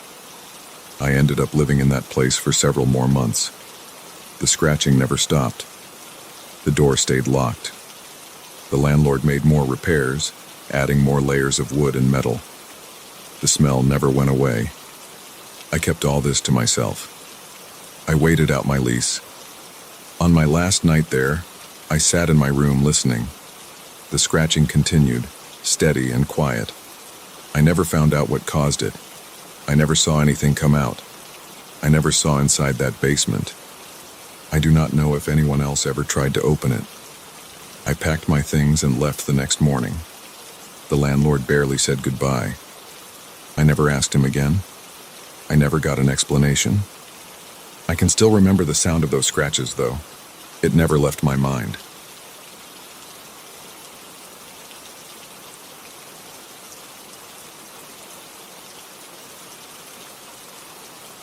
I remember that evening clearly. It was early fall and the sky had a dim orange glow. The air felt cool. I was jogging in the park near my neighborhood. This park sits on the edge of a quiet suburb. It has a few benches, some scattered trash cans, a small duck pond, and a paved path that loops around. There's a line of bushes along one side and a couple of lampposts that only turn on after dark. Nothing special. I'd been running there for a few weeks to keep my mind off work. My shifts had been long and tense, and running helped me calm down. I never expected anything strange. Everything always felt normal there. Safe enough. Nothing out of place. That night, I started my jog just before sunset. By the time I reached the far side of the loop, the sky had gotten darker and there were fewer people around. I saw an older man walking a small dog about 20 yards away. He was heading toward the parking lot. I saw a young woman doing some stretches at a pull-up bar near the entrance. Besides them, not many people. I liked that. I didn't enjoy crowded spaces. I just wanted a quiet run. I was at a slow, steady pace, breathing through my nose, relaxing my shoulders. Everything seemed fine. I passed one of the benches. It was old, with chipped green paint and a couple of scratched initials on the side. I'd seen it many times. But this time I caught a glimpse of something moving underneath it. It was fast, a sudden shift of a shape. It wasn't a small animal like a squirrel or a rat. It was bigger, too big to be a cat. It had a human-sized shape. I saw what looked like a shoulder, or maybe a back and some sort of arm bending in a strange way. I slowed down. My heart thumped harder, not from running, but from confusion. I wondered if someone was hurt, or maybe playing a prank. It wasn't Halloween yet, but kids sometimes messed around. Or maybe it was a homeless person trying to stay out of sight. I'm not some brave hero, but I can't just run off if I see someone who might need help. So I stepped off the path and walked toward the bench. As I approached, I tried to look under it. The light was weak, but I could still see. I crouched a bit, careful not to stumble. The grass felt damp. The smell of the nearby pond drifted by, kind of stale and earthy. I saw the shape move again, fast. I noticed that it moved on all fours, but not like a normal person crawling. Its limbs bent in ways that didn't look right. The joints stuck out at angles that made my stomach tighten. There was a scraping sound against the dirt. Its head turned toward me, but I couldn't see its face clearly. Just a suggestion of dark eyes and tight skin. Before I could say anything, it shot forward. It didn't stand up. It just crawled at high speed toward a storm drain on the edge of the park's small gutter system. I only got a quick look. The thing wore something loose, maybe torn clothing or rags. Its movement was jerky and quiet, except for the scrape of its hands or feet on the ground. It reached the drain cover, lifted it with one hand, and slipped inside. The metal cover dropped back with a dull clang. I stood there, my mouth open, my heart hammered. I felt sweat drip down my back. I couldn't believe what I'd just seen. I wasn't sure if it was a person or something else. I didn't want to jump to conclusions. Maybe it was just a very agile, desperate, homeless person. But the way it moved unsettled me. It didn't seem normal. I leaned over to look at the drain cover. It looked like a standard metal grate, heavy-looking with small holes. I tried to lift it, but it barely budged. I didn't understand how that thing had moved it so easily. I walked back toward the path. I felt a little shaky. My legs felt weak. I glanced around. No one was near me now. The old man with the dog was gone. The woman at the pull-up bar was probably gone too. I only heard a distant car and some insects. The park lights were starting to flicker on. I stood there thinking about what to do. Calling the police crossed my mind, but I had no idea what to tell them. I saw someone crawling under a bench and then going into a drain. It sounded ridiculous. They'd probably think I was messing with them or that I saw a weird animal, but I knew what I saw looked human, or close to it. I decided to head home. I jogged back at a faster pace, my eyes scanning every bench and corner. I kept imagining something rushing out from behind a trash can. Nothing else happened on my way out, though. I got to my car, sat inside for a moment with the doors locked, and tried to calm down. My breathing was loud in the quiet car. I wanted to forget about it, but I couldn't. At home, I took a shower and tried to eat something simple. My stomach felt tight. I kept replaying the scene in my head, the way it moved, the way it lifted that heavy cover so easily. I barely slept that night. I kept hearing that faint scraping sound in my head. The next day at work, I was distracted. I answered a few emails, dealt with a few phone calls, but my mind drifted. I considered telling a coworker, but I didn't want to sound like an idiot. Maybe I would go back to the park in daylight to check that drain. Maybe I would find a clue. After work, I drove to the same spot, parked my car, and walked over to the bench. The sun was still out, a normal afternoon, people jogging, walking dogs, sitting around. Nothing strange. I looked at the bench. I bent down, pretending to tie my shoe. I glanced underneath. Just dirt, some fallen leaves, a plastic wrapper. I checked the drain cover, it was still there. I tried lifting it again. It barely moved. I'm not a weightlifter, but I'm not weak either. That thing had lifted and moved it aside in a second, then slipped in. I felt my heart pick up speed again. I started walking around the park, looking at the other drain covers. They all seemed identical. I wondered where these drains led, probably to a sewer system beneath the neighborhood. I tried not to think too hard about it. I decided to talk to my friend Nick about it. Nick lives a few blocks away and knows a lot about the area. I called him and told him I needed to talk in person. We met at a cheap pizza place nearby. We grabbed a table. The place smelled like cheese and garlic. It was about half full. I lowered my voice and told him everything. He stared at me, his expression flat. He asked if I was tired or had been drinking. I said no. He asked if I was sure it wasn't a raccoon or something. I said it was definitely bigger, human-shaped, and it lifted that grate. He shook his head. He said he never heard about anything like that. He suggested I call the cops if I saw it again. He looked uneasy. We didn't talk much after that. I felt frustrated. I knew what I saw, but I had no proof. I went back home, thinking I should just leave it alone. Maybe it was some weird encounter that would never happen again. But I couldn't stop thinking about it. The next few days I avoided the park. I ran on a treadmill at the gym. I tried to pretend nothing happened. But every night before sleeping, I felt that same tension. I kept picturing that figure under the bench, those strange limbs bending, the sudden movement into the drain. After a week, I decided to go back to the park at the same time of day, around dusk. I wanted to see if it would appear again. Part of me hoped it was gone. Another part wanted proof that I wasn't imagining things. I brought a small flashlight with me and kept it in my pocket. I wore running clothes and tried to act normal. I jogged around, pretending to enjoy the evening air. There were a few people around, so I took my time. After 2 laps, most people had left. The light was fading and I felt the same anxious feeling in my chest. I approached the same bench, moving casually. I slowed down and made a show of checking my phone. Then I crouched slightly and looked underneath. The space was empty. Just a few leaves and some dirt. Nothing strange. I got up and took a few steps toward the drain cover. I pretended to stretch my legs and, while leaning down, I quickly shined my flashlight through the holes of the cover. I saw concrete walls and a slight trickle of water. Nothing else. But I noticed a smell, a faint, damp smell coming from below. I stood back up and tried to decide what to do next. The park was quiet. The streetlights were coming on. I could hear distant traffic. Suddenly, I heard a rustling behind me. I turned around. Something moved behind the bushes near another bench about 15 yards away.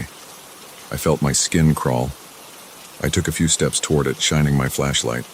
The beam caught a glimpse of something pale and thin. It moved quickly behind the bench. I could hear a scraping sound again. My breathing became shallow, and my hands trembled.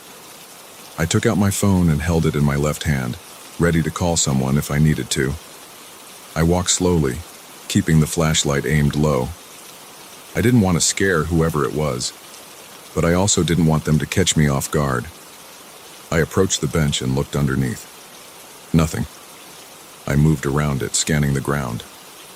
Then I saw the metal cover of another drain slightly raised. It was on the opposite side of the bench, partly hidden by the edge of a bush. The cover looked heavy, but it was angled upward, leaving a small gap. I stepped closer. My heart pounded. I tried to shine the light inside. Suddenly, the cover slammed down. I jumped back and nearly fell. My breath came in short bursts. I stood there, shaking, looking at that drain cover. I knew something was down there. It was strong. It was fast. I didn't know what it wanted. It never said anything. It never made a sound besides that scraping. I wanted to call the police right then, but what would I say? That I saw someone hiding in the sewers who crawled around at dusk? I backed away, keeping my eyes on the drain. After a few steps, I turned around and jogged out of the park. My legs felt stiff, and I couldn't run well. I felt exposed, like something might pop out behind a tree. But I made it to my car. I locked the doors and looked back at the park. It was quiet and dark. I could see the lampposts and the path. Everything looked normal from a distance, but I knew better. When I got home, I locked my front door and closed all the windows.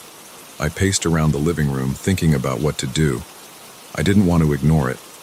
I was afraid that if this thing was dangerous, someone else might get hurt or freaked out.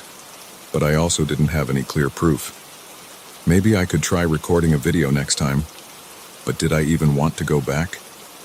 Over the next few days, I looked online for anything about strange sightings in suburban parks. I found nothing useful. Just stories about coyotes, stray dogs, or raccoons. Nothing like what I saw. I thought about telling the police, but I knew how it would sound. I did call the non-emergency line once and said I saw a suspicious person in the park sewers. The person on the line took my information and said they would send someone to check it out. I never heard back from them. I doubted they found anything. I stayed away from that park for 2 weeks. I ran elsewhere, even though I preferred the convenience of that place. I tried to sleep better. I tried to forget. But I felt uneasy, like I had left something unresolved. One afternoon, I decided to drive by the park just to see if there were any changes. I parked and walked around it in daylight. There were people there, kids playing on the grass. I didn't interact with them or pay attention to them as requested. Adults chatting and a couple of joggers. Everything was normal. I checked the benches. I checked the drains. Everything looked sealed and in place. Nothing strange. I never saw it again. But sometimes at night, when I think about it, I remember the way it moved. It was silent and fast. Its limbs bent oddly. Its skin looked tight and pale. I remember the scraping sound and the heavy drain cover lifting with ease. I remember how alone I felt in that moment and how unsure I was about what I was dealing with. I have no answers. I don't know if it was a human who lived underground, someone hiding from society, or something else entirely. All I know is that I saw it. It looked right at me before it disappeared. It made no sound, no words, gave no explanation. It went into the sewer like it belonged there. The memory still makes my stomach tighten. I keep my doors locked at night. I avoid jogging at dusk in quiet places. If I need to run outdoors, I pick well-lit, crowded areas. I try not to think about what else might be lurking underneath old benches and drain covers, but I know I won't forget what I saw, and I know I won't go looking for it again.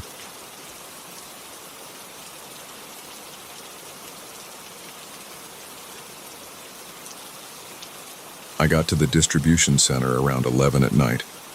There were 2 other guys scheduled, but one called in sick, and the other one was working on the opposite end of the building. He was nowhere near the loading docks. The place was big and mostly quiet, just the hum of the overhead lights and a distant engine sound from the refrigeration units. My routine was the same as always. Punch in, check the schedule, see which pallets needed unloading, move boxes, and keep an eye on the cameras. Most nights felt the same. I didn't expect anything different. I just wanted to get through my shift without falling asleep on my feet. After about an hour, I was sorting through some cartons near Dock 12. The lights above that area tended to flicker sometimes, but it was never anything dramatic. That night, though, something felt off. I noticed a slight metallic clinking sound at first. It sounded like chains, but I couldn't place where it was coming from. It wasn't loud. It was more like a distant scraping noise, metal links sliding across concrete. I stood still and listened. All I heard was the hum of lights and the occasional rumble of a distant truck on the highway outside. I shrugged it off and kept working. Another hour passed, and I went back to the security office to check the monitors. We had several cameras covering the docks, the aisles, and the storage areas. The images were mostly still shots of stacked pallets and empty corridors. I took a sip of my cold coffee and tried not to yawn. Then I heard it again. The chain sound, this time louder. It was sharp and clear. I put the coffee down and leaned toward the door.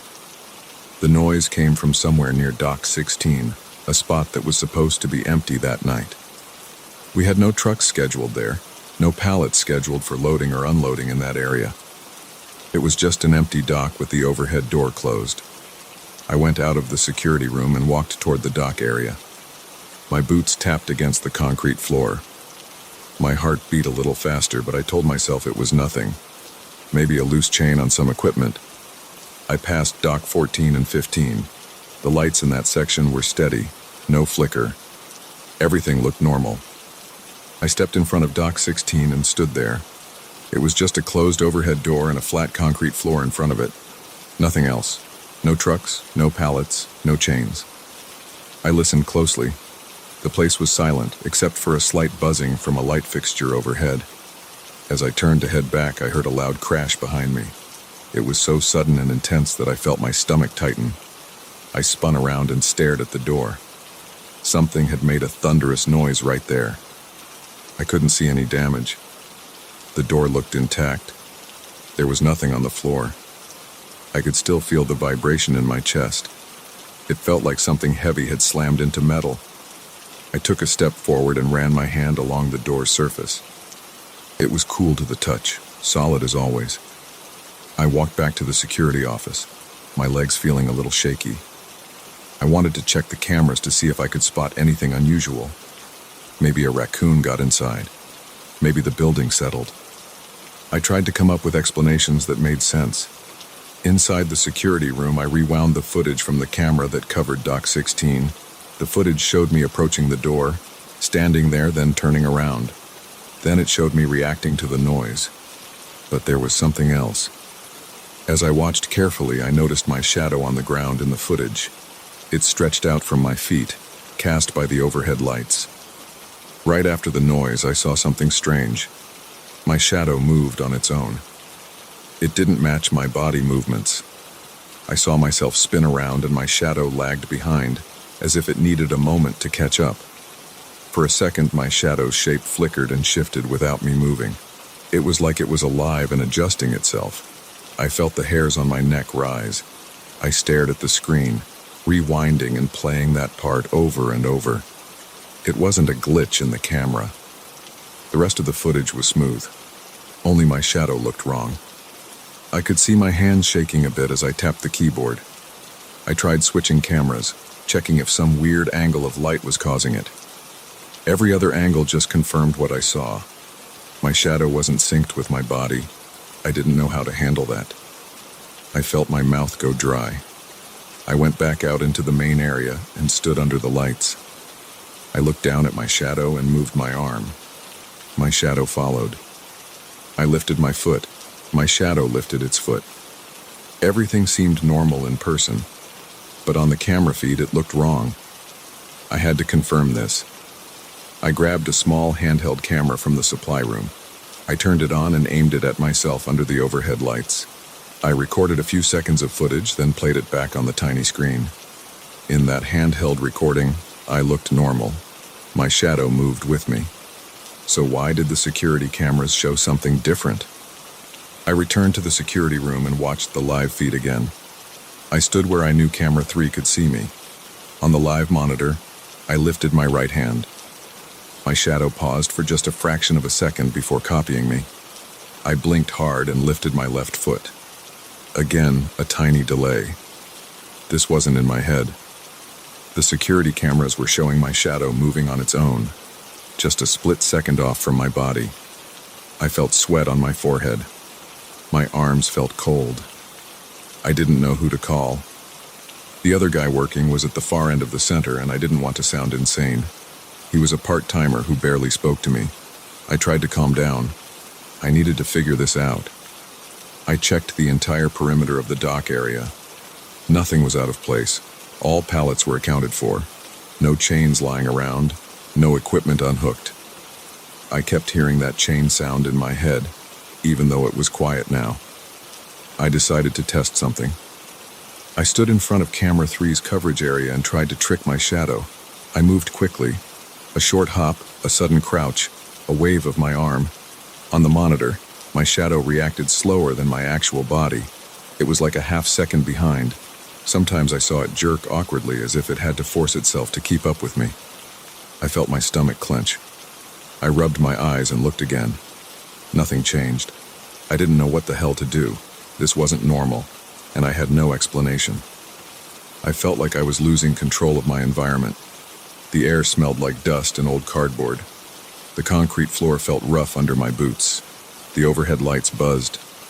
My breathing was short and uneven. I had a knot in my chest. I walked the length of the loading docks, checking each door. Everything was locked and secure. The noise I heard earlier had no source. I went to the electrical room to see if there was something wrong with the wiring or the lights. Everything looked in order. A bunch of cables, boxes, and switches. No sign of tampering. I flicked a few switches just to see if there was a loose connection. The lights stayed the same. The cameras stayed the same. I tried calling the other guy on the radio. I didn't want to say what was really going on. I just said, "Hey, you notice anything weird tonight?" He replied with a lazy, "No, everything's normal here." I didn't push it. I didn't want to sound crazy. I thanked him and put the radio down. My hands were shaking again. I checked the cameras again. On one of the feeds, I could still see my shadow flickering oddly. I stepped out into that area and looked at the floor. My shadow looked normal to my naked eye. I squatted down and touched the floor. It was cool and smooth. My heart pounded. I stood up and snapped my fingers in front of my face. I was trying to stay alert. Then I heard the chain sound again, louder this time. It echoed from somewhere near Dock 20. I headed that way, feeling my pulse in my neck. My flashlight beam was steady. The overhead lights were bright enough, but I wanted the flashlight for comfort. Dock 20 was empty, door closed, No cargo scheduled. I approached it slowly. I listened. Nothing. I looked around. A few metal hooks on the wall, a coil of rope, some spare wooden pallets stacked up. Nothing that would explain the chain sound. Then I heard another loud bang, like something heavy smashing into steel. This time it came from behind me. I spun around, breathing fast. There was no one there. I ran back to the security office, feeling sweat roll down my back. I needed to check the cameras again. Maybe I could see something move, something that would explain it. I replayed the last few minutes of footage from cameras 19 and 20. I saw myself arrive at dock 20. I saw myself stand there, looking around. On the screen as I turned, my shadow stretched out on the floor behind me. It seemed to slide out longer than it should have, like it was trying to break free from me. Then, right when I heard the bang, the footage showed my shadow jerk violently, as if it had been hit or startled by something. I saw that with my own eyes on the screen. My shadow looked like it was reacting on its own, not just following my movements. I leaned back in the chair and stared at the monitors. My mouth felt dry. I sipped some water and tried not to drop the bottle because my hand was shaking so hard. What was I supposed to do? I couldn't explain this. I decided to record the screen with my phone. I held my phone up and recorded the footage from the monitors. Now I had evidence in a device I could hold. I watched the phone playback. The weird movement was right there. It wasn't my imagination. I tried something else. I stepped out into camera 3's area again and stood perfectly still. I wanted to see if my shadow moved without me moving. I stood like a statue, not even blinking, and then checked the monitor feed. The live image showed me standing still, but my shadow twitched slightly. Its arm stretched a bit when mine didn't. I nearly dropped the phone. I could feel my heart beating in my throat. I needed to leave. I felt trapped in this place. The shift wasn't over, but I didn't care. I walked toward the exit door at the side of the building near the offices. The door was locked from outside, but we had a key. I took out my key and tried it. The door wouldn't open. I twisted the key again. The lock turned, but the door stayed shut, like something was pushing it from outside. I pulled harder, grunting under my breath, but it was stuck. I felt panic building in my chest. I went to the main entrance. It was the door we all used to come in at the start of the shift. That door had a keypad code. I typed in the code. The lock clicked, but the door didn't open. I pressed my shoulder against it. It felt like it was welded shut. I stepped back, breathing hard, and kicked the door. It didn't budge. The sound echoed in the empty reception area. The overhead lights flickered once. I went back into the warehouse, looking for something heavy to force the door. I grabbed a long metal pry bar from a maintenance shelf. I tried to wedge it into the door frame. The metal squealed, but the door stayed put. My muscles strained. My hands got red and sore. I gave up for a moment and leaned against the wall, breathing through my mouth. My throat felt tight. I decided to check on the other guy. I walked all the way across the distribution center, calling his name. The place was huge and filled with stacked boxes, pallets, and racks of inventory. My voice echoed. He didn't answer. I checked the office area where he usually worked. Empty. No sign of him. His stuff was there, his jacket on the chair, his half-finished soda on the desk. But he wasn't around. I pulled out my phone and tried calling him. No signal. I tried calling anyone else. No signal. I pressed my phone against my forehead and closed my eyes for a second. I needed another plan. I looked up at the cameras mounted on the high beams. They stared down at me with their small red lights. I wondered if anyone was watching from some remote location. Probably not. I heard the chain sound again. It came from above this time. I looked up at the rafters. I saw nothing but metal beams and cables. The sound scraped across my ears, then stopped. I shone my flashlight upward. Nothing. Just steel and dust. I walked back toward the docks, thinking maybe I could open one of the overhead doors. Even if there was no truck, I could just open the door and slip out. But the overhead doors required a keypad as well. I tried one. The keypad beeped, but the door didn't move. I tried another. Same thing. I yanked on the manual release chain. It was stuck. I pulled harder. The chain didn't budge. It felt like it was welded to the gear. I stood there, breathing heavily, my body sweating. My back ached. My arms felt weak. I clenched my teeth. I needed to calm down and think straight. I walked to the security office and checked the monitors one more time. The building looked the same on every feed, just a big empty warehouse with boxes, docks, and lights, except for the camera that showed me in real time when I stood there. On that camera, my shadow still twitched now and then, as if it were alive. I decided to confront it directly. I stood under that camera and shouted at my shadow. I waved my arms and stomped my feet. On the monitor, I saw my shadow react with those slight delays and weird twitches. I felt a sinking feeling in my gut. I tried turning off the lights in that section, hoping if there was no light, there'd be no shadow. I found the switch and flicked it off. That part of the warehouse went dark. I checked the monitor. The screen showed a dim image, barely any shadows visible. For a moment I relaxed, but then I saw it. Even in the dim light, my shadow appeared faintly, and it still didn't match my body perfectly.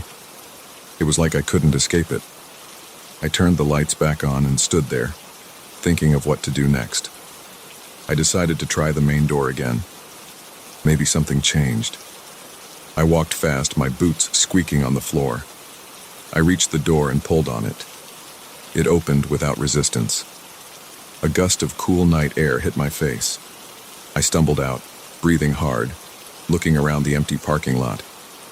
The sky was dark, the lamps in the lot buzzing. The building behind me looked normal. I tried to understand why the door opened now. I decided not to question it. I just wanted to get to my car and leave. I looked down at the ground under the parking lot lights.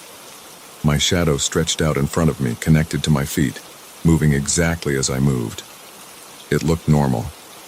I walked to my car and got in. I turned on the engine and checked the rearview mirror. My eyes were red, my face sweaty. In the headlights, I saw my shadow once more. It looked fine. I drove away, my heart pounding, feeling relief with every passing second. I didn't look back. I just wanted to get home and sit in silence. I never reported what happened.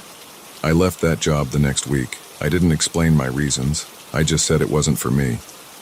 The manager looked at me a bit confused, but he didn't ask many questions. I was glad. I didn't want to talk about it. I didn't want to think about it. As far as I know, that place is still running at night with different people working the docks. I wonder if anyone else ever heard chains or saw their shadow move on its own. I don't plan on ever finding out.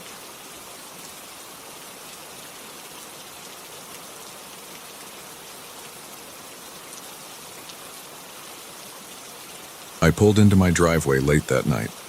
The rain had been coming down hard for hours and the streets were quiet. No one was outside. The gutters were overflowing. There were branches on the road, and the headlights of my car reflected off the slick pavement. I parked right in front of my house, turned off the engine, and listened to the heavy raindrops hitting the roof. I felt exhausted. I had been working a long shift, and my clothes were damp from sprinting through the rain after stopping for some groceries. I remember checking the back seat before I got out. It was a habit. I never left anything valuable in there, but I looked anyway. Everything seemed normal. The doors were locked the second I shut them, and I ran up to my front door, hunching forward to keep my head dry. Inside, I dropped my keys on the kitchen table and wiped my face with a towel. I tried to relax, but that uneasy feeling settled in my stomach for no clear reason. I stayed up for about an hour, flipping through some mindless TV shows. I remember the sound of the rain getting worse. The house felt small and dark, and the light in my living room buzzed slightly. I shut the TV off and decided to get some sleep. The storm outside made it hard to rest. I got up once around midnight and looked out the window at my car. The streetlights made the rain shine on the asphalt. I didn't see anything strange. The car sat where I left it. I didn't think much of it. When I woke up in the morning, the rain had slowed to a light drizzle. The sky was still gray. I had to head out to run an errand. I took my keys and stepped outside. The ground was wet and my shoes made a soft splashing sound on the small puddles in the driveway. I opened the driver's door and got in. The interior smelled the same as always, a mix of old fabric and a hint of coffee from a spill months ago. I put the key in the ignition, but before turning it, I glanced into my rearview mirror. That's when I saw it. On the inside of the back window, there was a single handprint. It was a clear, distinct print. The fingers were spread out slightly, and it looked fresh. The condensation from the rainy night must have made the interior surfaces damp enough to show marks. But I had no reason for there to be a handprint on the inside. I never had anyone in the back seat, not yesterday, not recently. I sat there staring. The car had been locked. I always checked. No windows were broken. Nothing was out of place. It was just a single, perfect handprint. My heart started to beat faster and my palms began to sweat. I turned around and looked closely. I leaned over into the back seat area to see if there was anything else. The upholstery was dry. There were no footprints, no dirt. The doors and windows were fine. The handprint had to be human. It was too detailed. I touched the glass next to it. The glass felt cool and slightly damp. I placed my own hand next to the print. It was smaller than mine. I pulled my hand away quickly. My skin tingled. I got out of the car and walked around it. I looked at the trunk. It was locked. I opened it anyway. It was empty. No one could have hidden in there. I checked all the doors. They were locked. None of the locks were damaged. I had 2 keys, one in my hand, one inside the house. No one else had a copy. I looked at the ground around the car. There were no unusual footprints or marks in the mud. Just rain-soaked pavement, a bit of debris, and my own footprints from last night. I walked back into the house, feeling unsettled. I locked the door behind me and took a deep breath. I considered calling someone, maybe the police, but what would I say? That a handprint appeared inside my locked car overnight? It sounded ridiculous. I thought about calling a friend, but I felt embarrassed. It might be nothing. Maybe I had touched the window myself at some point, but why would I do that? And my hands are larger. Also, I never sit in the back. I never had anyone in there. It made no sense. I forced myself to calm down. I told myself to think logically. I went back to the car and wiped the print off with a cloth. My hand shook while I did it. Then I got into the driver's seat and drove off to do my errand. While driving, I kept glancing into the rearview mirror, expecting something else to appear. Nothing did. The rest of the day was uneventful. I came back home, parked in the same spot, locked the car, and went inside.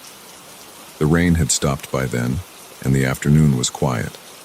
I tried to watch TV, eat something, and relax, but I kept looking out the window toward my car. My chest felt heavy. My breathing grew shallow whenever I thought about that handprint. Later that evening, I went out again to the car with a flashlight. It was dark, and the streetlight was dim. I checked the interior thoroughly. I ran my hand along the back seat. The fabric felt normal. I looked under the seats. I checked the glove compartment. I looked at the doors for any signs of forced entry. There was nothing. The air inside smelled slightly stale, but otherwise normal. Everything looked as it should, except for that memory of the handprint. I locked the car again and stood in the driveway, feeling the damp air on my face. I heard the distant sound of a neighbor's TV through a closed window. I heard water dripping from the roof gutters. I stood there for a while, trying to catch any noise that might give me a hint. Nothing stood out. I went inside. I locked the door. I switched on several lights. My stomach felt cramped. I felt a dull ache at the back of my neck. I took a long shower and changed into clean clothes. I tried to ignore the feeling of being watched, but I couldn't shake it. I kept going to the windows and looking outside. Everything was normal. No suspicious cars, no people lurking, nothing. Just my car and the wet street. I didn't sleep well. I woke up several times during the night and looked out the window. I kept checking that my car was still there and that no one was around. I felt stupid, but I couldn't help it. Each time I looked, I remembered that strange handprint.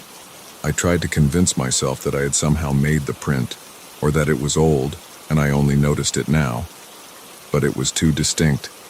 My memory was clear about that window. I cleaned my car often enough to know every spot. The next morning I woke up with a headache. It was early. The sky was still overcast, but the rain had stopped. The car looked fine from the outside. I made coffee and forced down a piece of toast. Then I decided to check the car again just to settle my nerves. When I opened the door, I was careful and observant. I checked all the windows. No new prints. I checked the back window where I had found the mark. It was spotless, just as I had left it after wiping it down. I sat in the back seat. It felt uncomfortable being there. I never usually sat back there. I looked around from that perspective. I saw the back of the driver's seat, a few strands of lint, and a small scuff mark on the door panel from my groceries at some point. I opened and closed the doors, checking the locks carefully.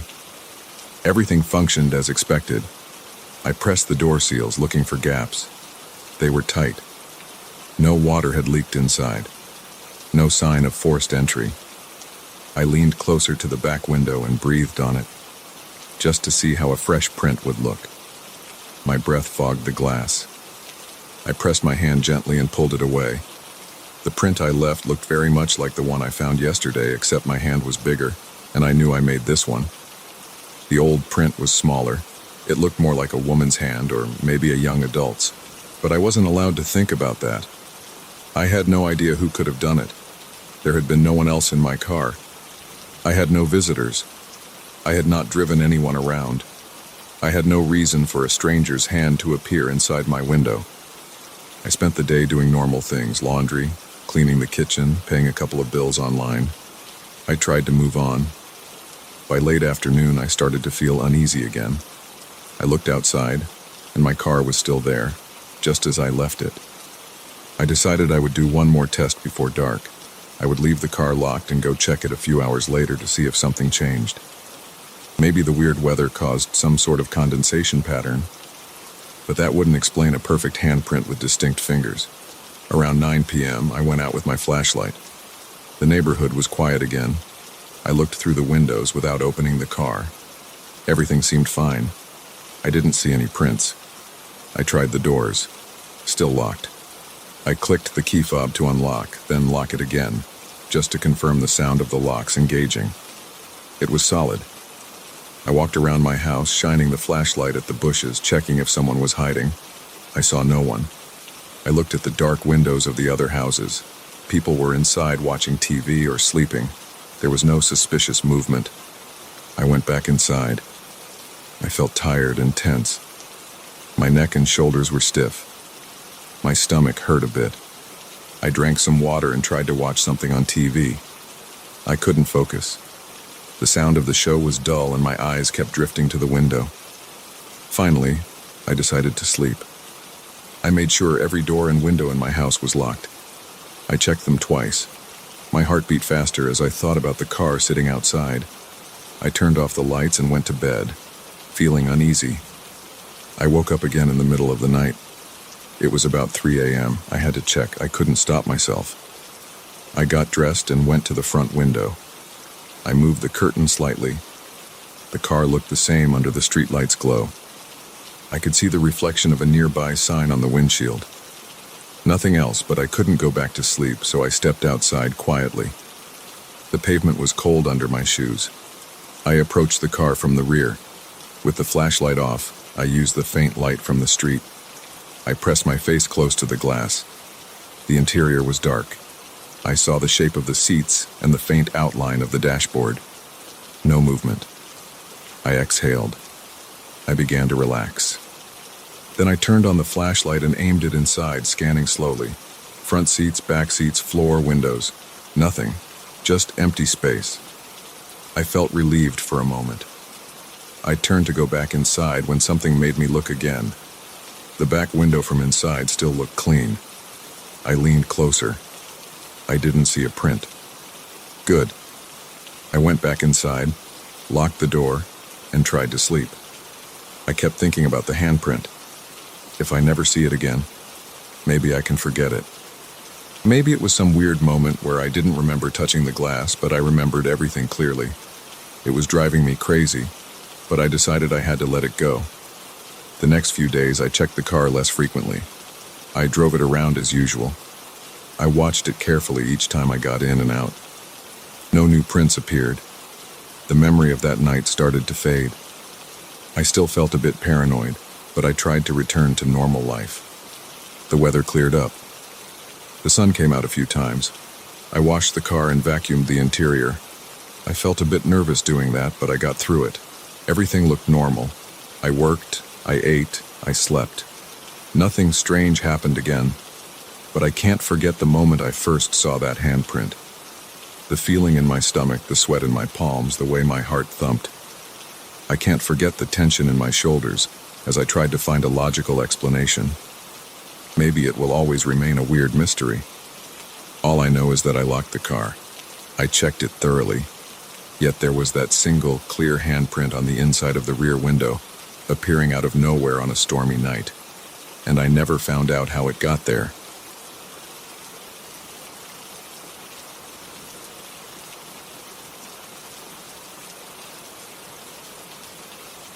I remember that night in clear detail.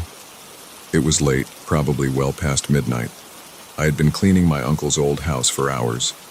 I had inherited it a few weeks before, and the place was full of dust and old junk that needed to be cleared out before I could put it on the market. I was tired and hungry, but I wanted to finish at least one full round of cleaning before heading home. The house was old, with creaky wood floors and chipped paint on the walls, and it felt stale. I kept the lights on in the main rooms and used a flashlight in the darker corners. The silence of the place started to feel heavy. While I was downstairs in the living room, sweeping dust toward a plastic sheet, I heard heavy footsteps on the floor above me. It wasn't a random creak or a settling beam.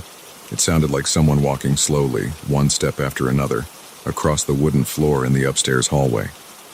The steps were firm, not hurried, and definitely not just the wind or the house settling. I stood still for a moment, holding the broom tight.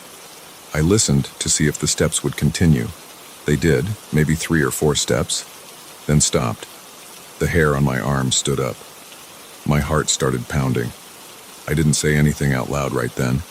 I just took a breath, put the broom down, and decided to go upstairs and see what was going on. I had locked the doors. No one should have been there. I took my flashlight and went up the staircase slowly, my shoes making soft scraping sounds against the worn steps. At the top, I stood in the hallway. I shone the flashlight around. The hall was long and had several rooms on each side. The dust in the beam of light drifted slowly. I checked the floorboards. They were covered in dust. If anyone had walked there, I should have seen footprints. The dust was thick and untouched, like no one had walked there in months. The wood surface was smooth and grayish with dust. No shoe prints, no smears. I stepped into each room, shining the flashlight around. Old furniture with sheets draped over them, empty closets, peeling wallpaper, dusty floors. Nothing moved, no fresh tracks, nothing. I swallowed hard and felt my throat go dry. I went back downstairs, shaking my head, trying to convince myself I had misheard something. Maybe an old pipe or some animal in the attic. But it hadn't sounded like an animal. It was too steady, too much like a human step. Back in the living room, I picked up the broom again and tried to focus on my work. I wanted to get done and leave. The sooner I finished, the sooner I could lock up and go. I started sweeping again, but after a few minutes I heard the footsteps a second time. Heavy steps above me, crossing the floor. This time I felt a jolt in my stomach. I turned off the vacuum I had just switched on and listened. 1, 2, 3 steps, then silence. I hurried upstairs, skipping the last 2 steps, and looked around again. Nothing disturbed, no footprints, dust untouched. I stood there sweating, my shirt sticking to my back. I checked every room, opening closet doors fully, looking behind old chairs. I listened at the attic door. Just silence. I tried talking. "Hello?" I called out. My voice echoed. I got no answer. I felt ridiculous talking to empty rooms. I went back downstairs and tried to work again. I kept turning my head, listening, Each time I started to relax, the footsteps would come back. They were always slow, heavy, and always above wherever I stood. If I was in the living room, they were directly above in the hallway. If I moved to the kitchen, the steps would be above the kitchen. But no matter how fast I moved upstairs, I never caught anyone. The dust was always the same, undisturbed. After maybe an hour of this back and forth, I started feeling tightness in my chest. My hands shook. My mouth went dry. Sweat trickled down my temples. I had the strong feeling that someone was there, messing with me, but I couldn't prove it. I tried setting little traps. I placed small pieces of paper on the hallway floor, hoping someone's shoe would knock them aside. I placed them in a neat line, then went downstairs and waited. After a few minutes, the footsteps started again. I rushed upstairs. The papers were still there, untouched, lined up exactly as I left them. I spoke aloud. "I don't know who you are, but this isn't funny." My voice sounded weak. I waited. No response. The silence weighed on me. I leaned against a wall, breathing heavily. My heart felt like it was hammering against my ribs. I tried to think logically. Maybe old pipes or some kind of resonance. But it sounded too real. I went to the attic. I pulled down the ladder and climbed up. Dust showered onto my head. I coughed, wiping my face. With my flashlight, I checked the attic space. Just boxes, old insulation, nothing unusual. No footprints. While I was up there, I heard the footsteps on the second floor below me. They sounded just as heavy and clear, moving down the hallway. I scrambled down the attic ladder so fast I almost slipped. I ran into the hallway. Still nothing. I felt my stomach twist. I was sweating through my shirt. My breathing was shallow. The muscles in my neck were tense. My legs felt weak. I decided to open a window to get some fresh air. I opened one on the second floor and leaned out. The night was quiet and cold. I could see the empty street below, a few dim streetlights, no one around. I stayed there for a few minutes, listening for sounds outside, but heard nothing unusual. I closed the window and turned back to the hall. Everything was quiet again. I thought about leaving the house right then. I could finish cleaning another day, but I needed to get things done. I needed to prepare the place for sale, and my schedule was tight. I told myself I would ignore the noises. I went downstairs, found a bottle of water in my bag, and drank it. I tried to steady my breathing. I wiped sweat from my forehead with the back of my hand. Back in the living room, I started vacuuming. The vacuum's roar filled my ears. I felt less alone with the noise, even though it prevented me from hearing anything else. After a while, I shut it off and listened. Almost immediately, the footsteps started above me. My heart jumped. I forced myself to march upstairs immediately. I walked slowly, shining the flashlight, stepping carefully. The footsteps stopped as soon as I reached the top. I checked everything again, same as before. I decided to try turning off all the upstairs lights and just using my flashlight. Maybe I could catch whoever it was by surprise. I went to the fuse box downstairs, flipped the breakers for the upstairs lights, and climbed back up with my flashlight. It was very quiet. I stood still, waiting. My mouth felt dry again. After a few minutes, I heard the footsteps once more. They sounded louder in the dark. I pointed the flashlight toward the sound. I saw nothing. The dust on the floor shimmered in the flashlight beam, completely undisturbed. But I felt a slight vibration under my feet. I could feel the boards tremble as if something heavy stepped on them. I shouted, "Who's there?" I heard my voice crack. My hands shook. No answer. The footsteps stopped. I waited, holding my breath. I turned the lights back on. Everything was the same. I started feeling defeated, exhausted, and confused. I thought about checking every inch of that floor again, but I had done that repeatedly. I knew I wouldn't find anything. I felt a knot in my stomach. I had goosebumps on my arms. My shirt clung to my chest and back. I looked at my phone. The battery was low and it was late. I wanted to leave. I could come back and finish tomorrow. Maybe bring someone else with me. I gathered my cleaning tools and brought them downstairs. I packed what I could into a bag. I made sure the front door was still locked from the inside. It was. I stepped into the hallway near the front door and listened one last time. Silence. Then, as if waiting for that moment, the footsteps came again. Slow, steady steps right above me, crossing the upstairs hallway. I felt my heart race again. My throat felt tight. I gripped the doorknob. My palm was sweaty. I looked up the staircase one more time. Just empty space, dust, and stale air. I couldn't stay. I opened the front door and stepped outside into the cold night. The street was silent. I locked the door behind me, my hand shaking. As I stepped off the porch, I took a deep breath of the night air. My heart was still pounding. I looked back at the dark windows. They stared blankly at me. I got into my car and started the engine. My legs felt weak. My arms were tense. I drove away without looking back, my hands tight on the steering wheel. I kept thinking about those footsteps, so steady, so heavy, and yet leaving no trace. I had never seen anything, never found a single sign of a person. Just that sound echoing through the old wood as if mocking me. I left that night and I didn't return until I could bring someone else with me. Even then, I wasn't sure I wanted to spend another minute in that place alone.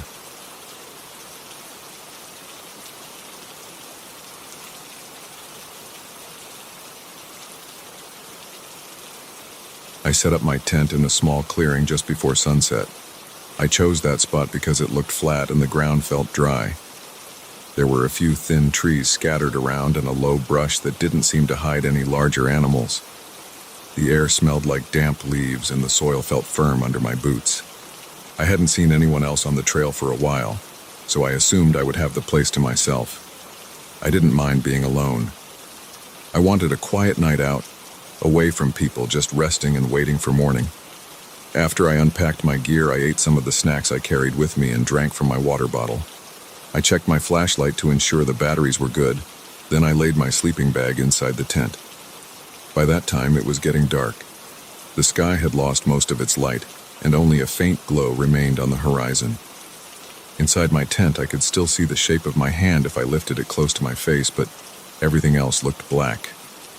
I zipped up the flap and settled in, hoping to sleep early. My plan was to wake up with the sun and hike back out. I remember lying there, breathing slowly, listening to the small sounds around me. I heard crickets and some other insects clicking or buzzing quietly. The wind moved the branches and rustled the leaves. The tent's fabric shifted softly when a breeze passed. I felt calm. The day's hike had left me a bit tired, and my shoulders and calves ached. But it was a familiar ache and it wouldn't keep me from sleeping. At some point, I drifted off. I'm not sure how long I slept. It might have been a few hours. When I opened my eyes again, it was completely dark outside. The crickets were still going. I heard a small animal scurry through the underbrush. It sounded like a chipmunk or a squirrel, something light and nervous. I shifted in my sleeping bag, trying to get comfortable. My throat was a bit dry, so I reached for my water bottle and drank a few sips. That's when I heard it. Laughter. It came from the direction of the woods, not from the clearing. It was quiet at first, just a short burst of a laugh, maybe 2 or 3 quick notes. It sounded like a human voice, not an animal. At first I thought I was still half asleep and imagining it. I stayed still, holding my breath. Then I heard it again. This time it was a bit louder and it seemed closer. It sounded like a man's laugh, maybe a low chuckle. I didn't like that. I hadn't seen anyone all afternoon. I chose that spot because it was off the main path. I couldn't think of a reason for someone else to be walking around laughing in the woods this late at night. I felt my heart pick up speed. I turned onto my side and listened carefully. Another laugh came and then another. They were short and uneven. It wasn't a steady cackle. It was more like someone letting out quiet bursts of laughter for no clear reason. There was no conversation, no footsteps that I could hear, just laughter. I reached for my flashlight. I slid my hand slowly, trying not to make noise. I switched it on inside the tent. The interior lit up, and I realized I might be making myself visible. So I turned it off again, waiting. The laughter stopped for a moment. I held my breath. After maybe 30 seconds, it started again, a bit louder, and maybe even closer. Now it sounded like it was just beyond the clearing, maybe behind a few bushes. I tried to guess the distance, but it's hard in the dark. I decided I couldn't just lie there. I needed to know what was happening. I unzipped the tent slowly, careful not to let the zipper's sound carry too far. Then I pushed my head out and looked around. Everything looked dark, except for the vague shapes of trees and shrubs. The laughter had paused again. I held my flashlight, aiming it down, not turning it on yet. My mouth felt dry, and I noticed I was breathing faster through my nose. My palms felt a bit damp. I told myself it could be a camper who had drunk too much, or maybe someone who got lost and was acting strangely. But that didn't feel right. I waited in silence. Then I heard it again, to my left this time. It was definitely laughter and definitely human. The tone was odd. It didn't sound like someone genuinely enjoying a joke. It sounded forced, too uneven, sometimes cutting off in the middle of a sound. I raised my flashlight and aimed it toward where I thought the sound came from. I clicked it on. The beam cut through the dark trees. I saw branches, leaves, and a patch of ground covered in dead leaves. I saw no one. The laughter stopped immediately when the light shone in that direction. I held the light steady, trying not to shake. I wanted to see if someone would move, or if I could catch a glimpse of a person hiding. Nothing. I turned the flashlight off again, swallowing hard, and listened. The silence dragged on. The crickets were still chirping, but that strange laughter was gone. I considered calling out, but I didn't like the idea of revealing my exact position, or that I was alone. I decided to stay quiet. I pulled my head back inside the tent and zipped it up, leaving a small gap to listen. After a few minutes, I heard it again. This time it was on the opposite side of the clearing. The sound was clearer, and I could almost feel the presence of whoever was making it. They were not talking, just laughing. The laugh would stop whenever I turned on my flashlight. I tested it again. I leaned out and aimed the beam in that direction, and the sound cut off instantly. This went on for what felt like hours. I would hear the laughter in one direction, aim my flashlight, and it would stop. Then it would start again somewhere else, sometimes behind me, sometimes to the side. I never saw a figure. I never heard footsteps. I never heard branches snapping. It was like whoever it was knew how to move quietly or knew how to throw their voice. I started to feel sweat on my neck and on my back, even though the night was cool. My stomach felt tight and my hands shook slightly whenever I tried to hold the flashlight still. I tried to reason with myself. Maybe someone was playing a prank. Maybe a group of people found my campsite and decided to mess with me. But I never heard multiple voices, just one laugh. If it was a prank, they were dedicated. They didn't respond to me when I cleared my throat or moved my gear. They never asked for anything. They just laughed, stopped when I looked, and started again when I let my guard down. I began to feel trapped. I was inside my tent, and if I stepped out, I might run into this person or whoever it was. If I stayed inside, I had to listen to that laughter moving around me, closer and then farther, never consistent. I felt the hairs on my arms stand up each time I heard the sound. My breathing turned shallow. I tried to focus on taking slow breaths, but my heart was pounding. My eyes watered a bit and my throat felt scratchy. At some point, I decided I couldn't just sit there. I got out of my sleeping bag, grabbed my backpack, and put on my boots. I kept my flashlight in hand and my pocket knife in the other. I unzipped the tent and stepped out into the clearing. The cool air hit my face and I looked around, trying to see movement or a shape that didn't belong. I saw nothing unusual, just the dark outlines of trees and some undergrowth. The laughter had stopped again. I stood there, holding the flashlight but not turning it on. My muscles felt tense and I clenched my teeth without meaning to. I called out in a low voice, "Who's there?" I tried to sound steady and firm, but my voice sounded too rough. There was no reply, just the sound of leaves in the breeze. After a minute, I turned on the flashlight and swept it around the clearing. I saw my tent, my gear next to it, and the trees around me. I walked a few steps toward the direction I had last heard the laughter. The ground felt uneven, covered in leaves and small roots. I stepped carefully, trying not to make too much noise. My flashlight beam shook a little because my hand wouldn't stay steady. I paused and listened. Nothing. Then I moved the beam a bit further to the left. Still nothing. I lowered the flashlight and stood there, holding my breath. Then I heard a quiet snicker behind me. It was so close that I spun around, pointing the flashlight toward the sound. The laughter stopped. I moved the beam around quickly, shining it up and down tree trunks, onto the ground, into the bushes. I saw no one, no movement, just leaves and dark bark. My heart was pounding in my ears now.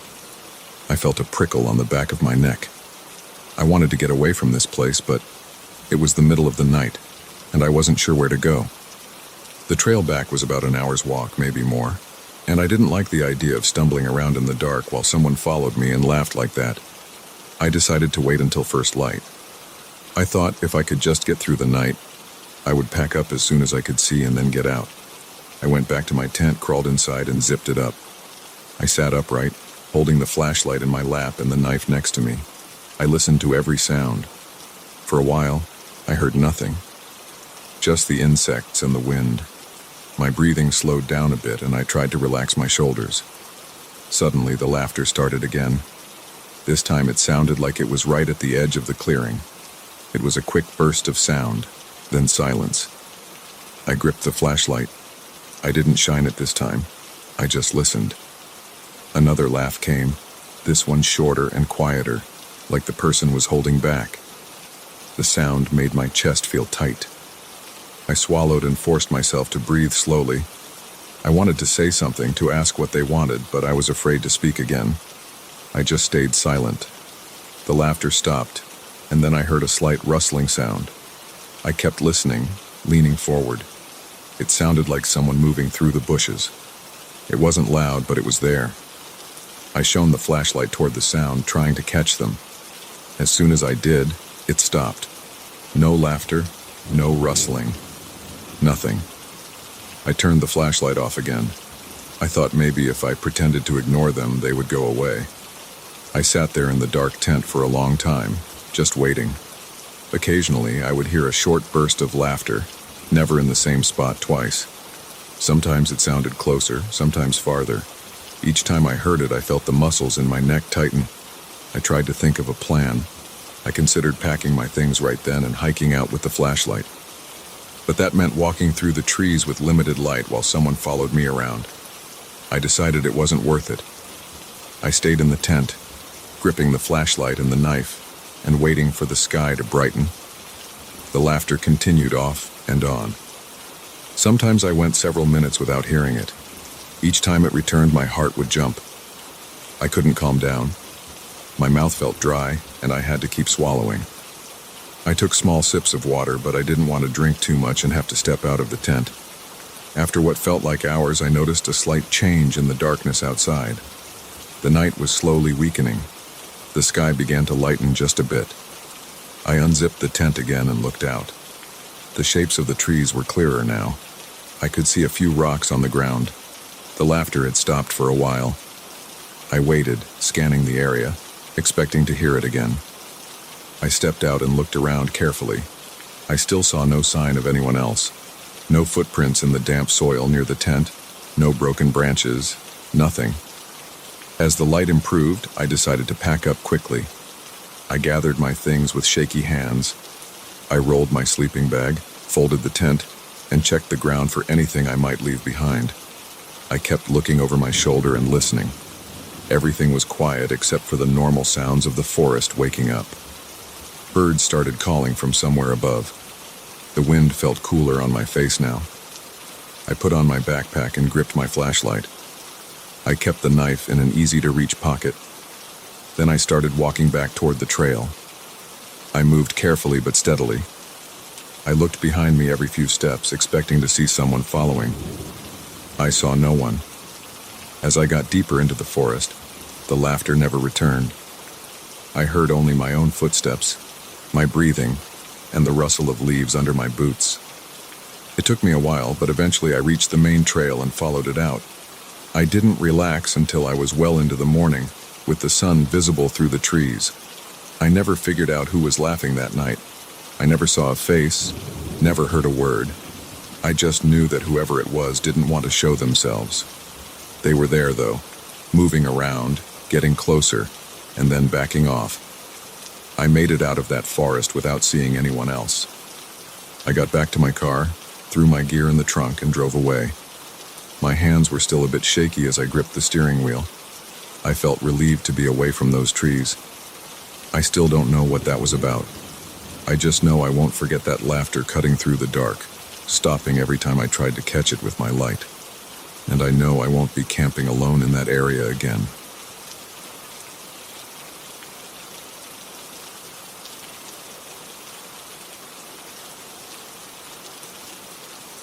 I woke up in the middle of the night because I heard something moving in the living room. I had gone to sleep a few hours before, and I was sure I was alone. I lived alone. I had no roommates, no guests, no pets. The noise was soft, like something brushing against the coffee table. I held my breath, stayed still in bed, and waited. I listened for a while, but I heard nothing else. After a few minutes, I got up and walked quietly across the bedroom floor. I opened my door just a crack and looked into the dark hallway.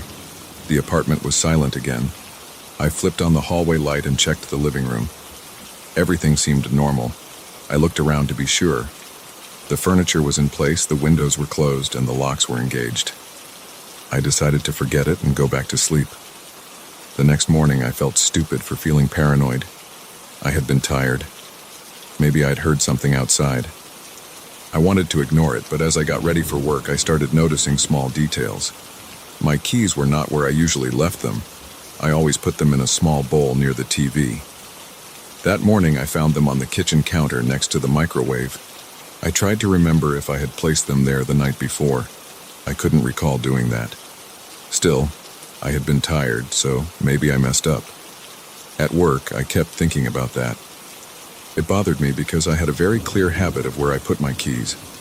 I had lived alone for a few years and I followed a simple routine. Keys in the bowl, phone charger in the bedroom, wallet in the top drawer of my desk. I never changed these habits. They helped me avoid losing things. But maybe I was just stressed. When I got home that evening, I checked the door carefully. The lock looked fine. Nothing seemed forced. I took a quick look inside every room. I looked in the bathroom, under the bed, inside the closet, even in the small storage area in the hallway. Nothing. Nobody was there. I left my phone charger on my nightstand and made dinner. I watched some TV and tried to relax. Before going to sleep, I brushed my teeth and went back to the bedroom. My phone charger was gone. I had left it plugged into the outlet next to my bed. I found it a few minutes later in the bathroom on top of the sink. That made my chest feel tight. I stood there looking at the charger in my hand, trying to process what that meant.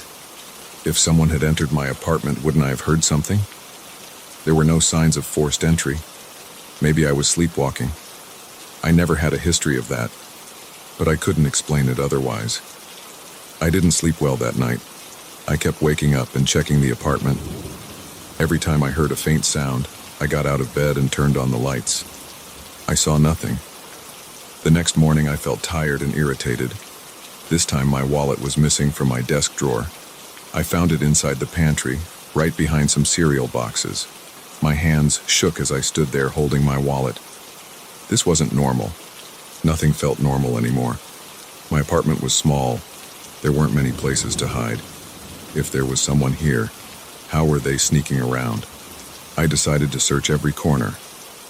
I spent almost an hour moving furniture, looking under cushions, opening every cabinet, checking the laundry room, running my hands along the walls. I found nothing unusual. My apartment was quiet and neat. After I calmed down, I tried to reason with myself. Maybe I was losing my mind. Maybe I was misplacing things and forgetting about it. But that didn't feel right. I knew my habits. I knew my home. I tried to stay calm and think logically. If there was an intruder, how were they getting in? I had a deadbolt on the front door. The windows had locks. There was no balcony or fire escape. I was on the 3rd floor. I decided to change the lock on my front door as a precaution. I went out that afternoon, bought a new lock, and installed it before dinner. I felt a bit more confident after that. That night before sleeping, I made sure everything was in place. Keys in the bowl, charger plugged in, wallet in the drawer. I turned off the lights and got into bed. I tried to stay awake, listening for any sounds, but I eventually drifted off. I woke up early in the morning and checked the apartment immediately. My charger was missing again. I found it inside my shoe near the front door. My stomach felt heavy and my face got warm. My neck felt tense and I started sweating. Someone was messing with me. Someone was in here while I slept. I wondered if they were watching me right now. I decided to get serious about this. I didn't want to call the police yet. I had no proof of a break-in, just weird placements of my belongings. Still, I needed to know what was going on. I bought a small security camera that I could connect to my phone. I placed it in a corner of the living room where it had a clear view of the hallway and the entrance to my bedroom. It wasn't a fancy camera, but it had night vision and motion detection. I tested it, then I turned it off for the day. I didn't want to waste battery. I planned to activate it at night. That night before bed, I turned on the camera and set it to record. I left a few small items in very specific places. I put my keys in the bowl, my charger on the nightstand, my wallet in the drawer. I took photos with my phone to remember their exact positions. I locked the door, checked the windows, and went to bed. I felt nervous, like my heart was pounding too hard. I listened for sounds, but I heard only my own breathing. I fell asleep after a couple of hours. In the morning, I rushed to check the camera's footage. I found that my charger was not in the bedroom. It was in the kitchen sink, next to a wet sponge. My keys were in the same place, but my wallet was now on top of the TV. I looked at the camera feed on my phone. There was nothing. The camera recorded all night. I could see myself going to bed, turning off the lights, and after that, the hallway stayed still. No one appeared. No movement was detected, at least not by the camera's motion sensor. The items were changed, but nobody was captured on camera. This made me angry and scared. I couldn't understand it. I wondered if I had made a mistake setting up the camera. I adjusted it and tried again the next night. This time, I placed more objects around. I left a pen on top of a small table, a spoon near my laptop, a piece of tape on the bathroom door so I could see if it moved. In the morning, every single object had moved.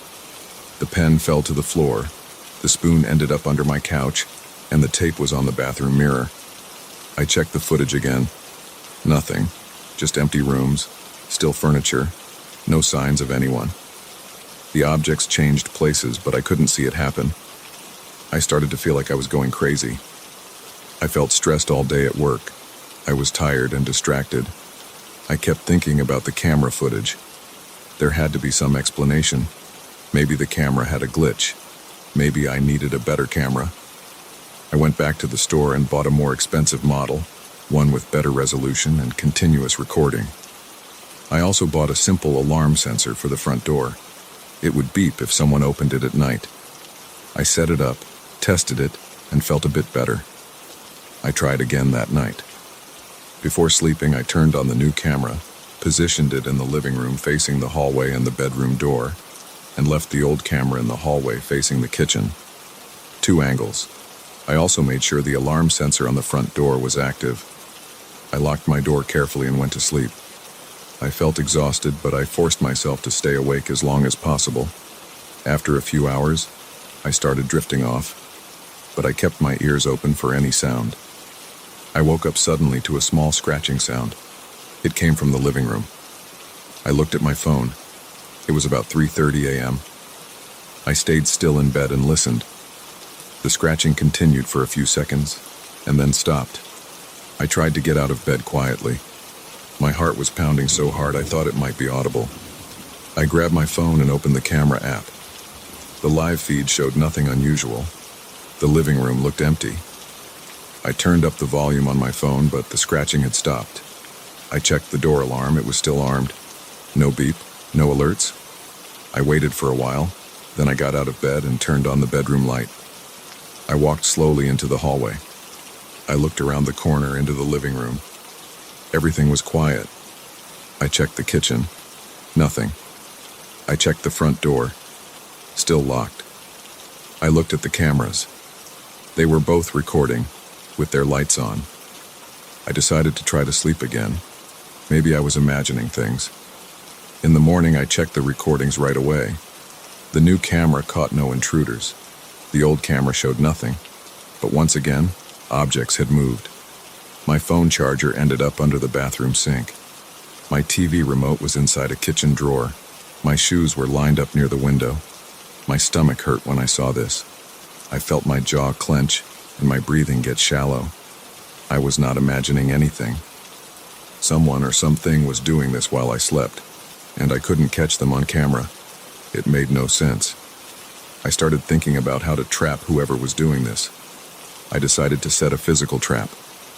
I placed a tall stack of empty cans near the hallway entrance so if someone walked by, they'd knock it over and wake me up. I put double-sided tape on the floor near my bedroom door, hoping to catch footprints. I placed small pieces of paper in front of every door and drawer, so I'd know if they were opened. That night, I stayed awake in bed listening. I held a flashlight in my hand and kept checking the camera feed on my phone. Around 2 a.m., I heard a soft, metallic sound. I jumped up, turned on the bedroom light, and ran into the hallway. The cans were on the floor, but they weren't knocked over. They were arranged in a neat line. The tape on the floor was still clean. No footprints. The door alarm was silent. I looked at every object I had tracked. The papers were moved, but not torn or displaced in a way that made sense. My throat felt dry. My legs trembled. My breathing was rapid, and I felt sweat on my forehead. I thought about calling the police, but what would I say? Someone keeps rearranging my stuff, but I have no evidence of a break-in. No forced entry, no figure on camera. I considered calling a friend to spend the night, but I didn't want to sound crazy. I just stood there in my hallway feeling stuck and helpless. I spent the next few days trying different strategies. I slept with all the lights on. I placed cameras in every room. I set my phone to record audio overnight. I tried sleeping on the couch, on the floor, even in the bathroom with the door locked. Every time I woke up, the objects had moved, but I never caught anyone doing it. I started checking for hidden passages or panels in the walls. I found none. I replaced the door lock again. I changed my window locks. Nothing helped. After 2 weeks of this, I was exhausted. I couldn't focus at work. I ate very little. I spent most of my free time searching my apartment. I began considering that maybe I should move out. I looked at my suitcase and thought about packing my things. But moving seemed drastic. I didn't understand what was happening. I just knew I couldn't live like this. One night, I decided to confront it directly. I left all my lights on, sat in the living room with a baseball bat, and forced myself to stay awake until I couldn't keep my eyes open. Around 4 a.m., my eyes started closing. I slapped my face, drank some water, walked around the apartment. I heard a faint sound in the bathroom. I ran there with the bat, flicked the switch, and found nothing. I looked at the sink, the shower, the toilet. Nothing moved. But behind me, I heard something shift in the hallway. I spun around. Nothing was there. I felt goosebumps on my arms. My heart was beating fast. I talked out loud, demanding whoever was there to show themselves. No response. Just silence. In the morning, after another sleepless night, I saw that my shoes had been placed inside the shower. My phone charger was balanced on top of the door frame. My wallet was stuck behind the couch cushions. I felt lightheaded and sat on the floor. I stayed there for a long time thinking about what to do. I couldn't catch anyone. I couldn't see anyone. My cameras caught no one. But every night the same thing happened. Objects moved around, as if someone was toying with me. My body felt tense all the time. My neck hurt, and my shoulders ached from stress. That day, I took all my valuables and packed them in a bag. I locked the apartment and went to a hotel. I spent the night away from that place. I slept well for the first time in weeks. In the morning, I considered going back. I drove to the apartment, unlocked the door, and stepped inside. Everything was quiet. Nothing was moved. I felt strange. I checked every room. Everything looked normal, but I knew if I stayed long enough, it would start again. I didn't want to live like that. So I took my bag, locked the door behind me, and left. I never solved the mystery. I just walked away.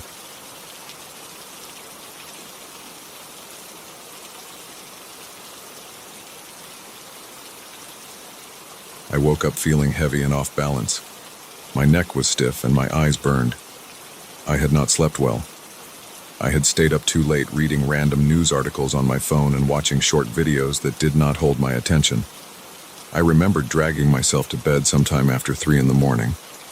The cheap bedside clock had read 3:17 a.m. when I finally turned off the light. Now it was about 7. My head was throbbing with a dull ache. I stood there near my bed, blinking at the weak morning light coming through the window. I wanted to wash my face and see if that helped clear my mind. I walked down the short hallway to my bathroom. The bathroom was small, just enough room for a toilet, a narrow sink, and a shower stall with a plastic curtain. The mirror was above the sink. It was rectangular and had a few small black spots near the edges where the backing had worn off over time. I stood in front of it, leaning on the sink, pressing my palms against the cool porcelain. I took a deep breath, looked down, and then looked up at my reflection. I blinked hard twice. My eyes felt dry. I watched my own face. I expected to see the same tired expression I always had in the morning. For a moment, everything seemed normal. I blinked once more. Then something strange happened. My reflection blinked a few seconds later than I did.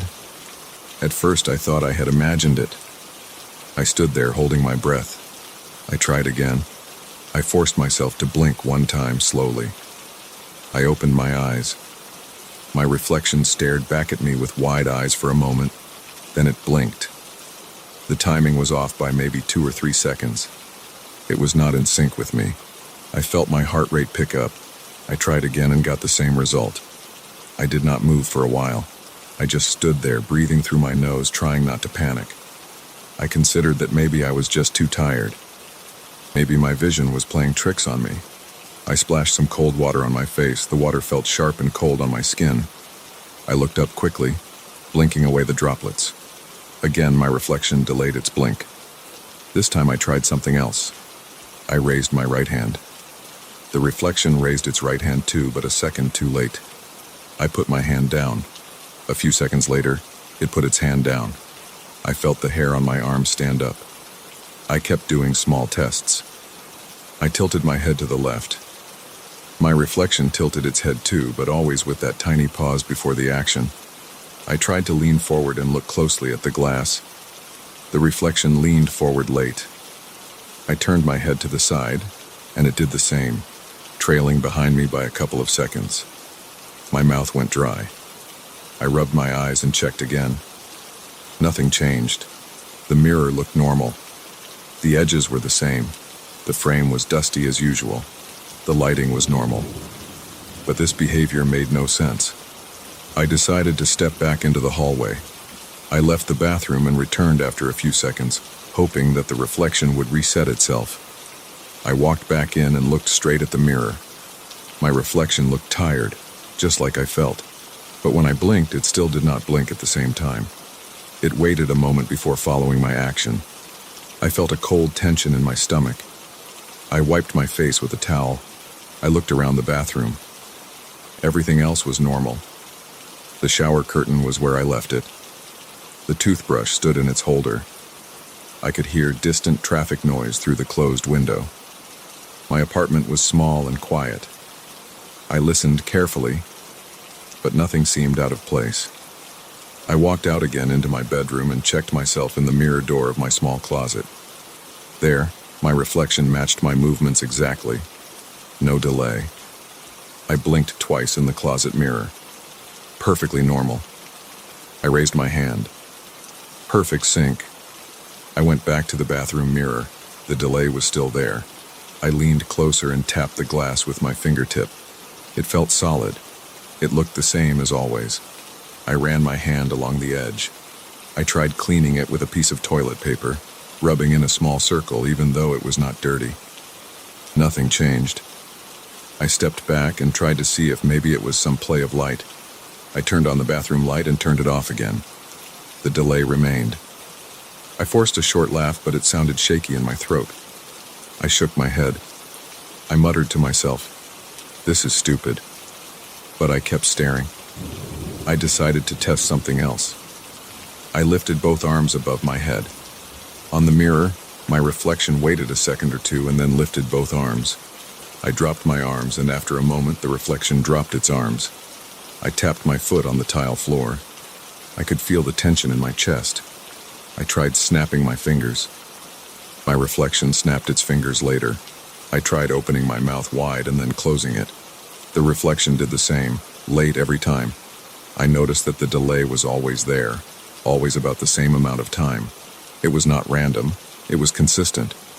I tried to reassure myself that I was just overtired. Maybe my eyes were slow to register what was happening. Maybe my brain was lagging somehow. But I knew that did not make sense. The closet mirror showed no delay. My phone's front camera reflected me instantly. I turned on my phone's camera and aimed it at the bathroom mirror. On the screen of my phone, I saw myself in the mirror. I blinked at the same time as myself. Everything looked normal on the phone screen. But when I looked away from the phone and directly at the mirror, the delay was there. It was not showing up on the phone's image, only to my naked eye. I felt sweat on my forehead. My hands were trembling a bit. I put the phone down on the sink and tried to focus. I was not in pain. I was not hallucinating any strange colors or hearing voices. Everything else seemed normal. I was just seeing this one strange effect in the bathroom mirror. I swallowed hard.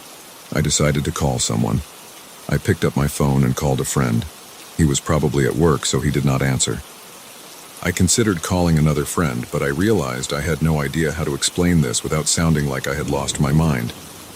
I hung up and looked back at the mirror. The reflection stood there, calm, just delayed. I tried making small, sudden movements to see if it could ever catch up. I waved my hand quickly in front of my face. The reflection lagged behind. The delay never changed. I wanted to leave the apartment and forget about it, but something kept me there, watching, testing, trying to understand. I checked the wall behind me, the ceiling, the floor. Everything looked normal. The mirror's edges were secure on the wall. It was an old mirror that came with the apartment when I moved in a few years ago. I had never noticed anything odd about it before. I tried speaking out loud. "Hello?" My reflection opened its mouth a couple seconds later, and I saw it shape the word hello silently. I pressed my hand against my chest. My heart was pounding harder now. I could see my own frightened expression appearing on my face, and then 2 seconds later on the reflection. I tried not to panic. I tried to stay focused. I had to find some logical reason for this. But no matter what I tried, the reflection never matched my timing. I stepped back out and walked around my apartment. I checked the kitchen mirror on top of a small cabinet door. Perfect sink. I checked my reflection in the turned-off TV screen in the living room. Perfect sink. I returned to the bathroom and faced that mirror again. The delay was still there, unchanged. I stared at my own eyes in the mirror. I blinked again and watched the late blink. I felt my stomach tighten, and I breathed faster. My shoulders felt tense and stiff. I reached up and rubbed my neck. In the reflection, I saw myself rub my neck a moment later. I tried to ignore the fear and do something drastic. I grabbed the top of the mirror and tried to see if I could lift it off the wall. It was attached firmly. I could not remove it easily. I tried not to damage anything. I let go and backed away. I sat on the toilet seat and looked at the reflection from there. It sat on what would be the toilet in the mirror world, but only after I did. I raised one eyebrow. It raised one eyebrow too, late. I stuck out my tongue. It did the same, late. I whispered some curse words under my breath. The reflection mouthed them silently later. I stood up again and took a deep breath. I felt a dull pressure on my chest. I leaned over the sink, turning the faucet on and then off. I watched the reflection do the same delayed action. I could hear the rush of water.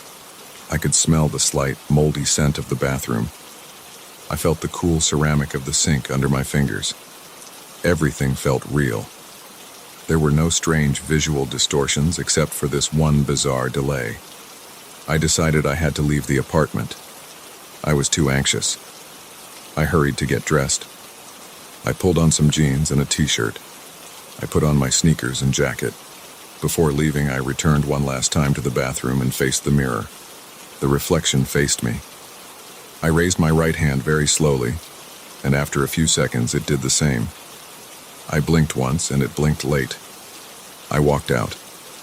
Outside the air was cool, and the street was quiet except for a few cars passing.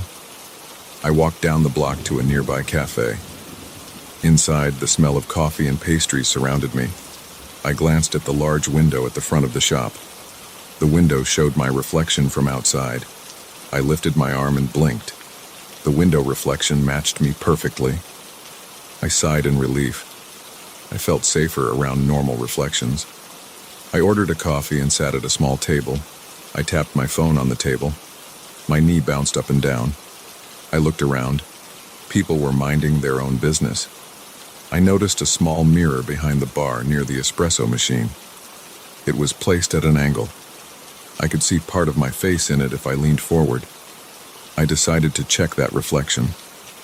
I got up and pretended to look at the pastries on display while I watched the mirror. I raised my hand slightly. The reflection in the cafe's mirror matched my movement exactly. I returned to my seat and tried to relax. Maybe it was just that one mirror in my apartment.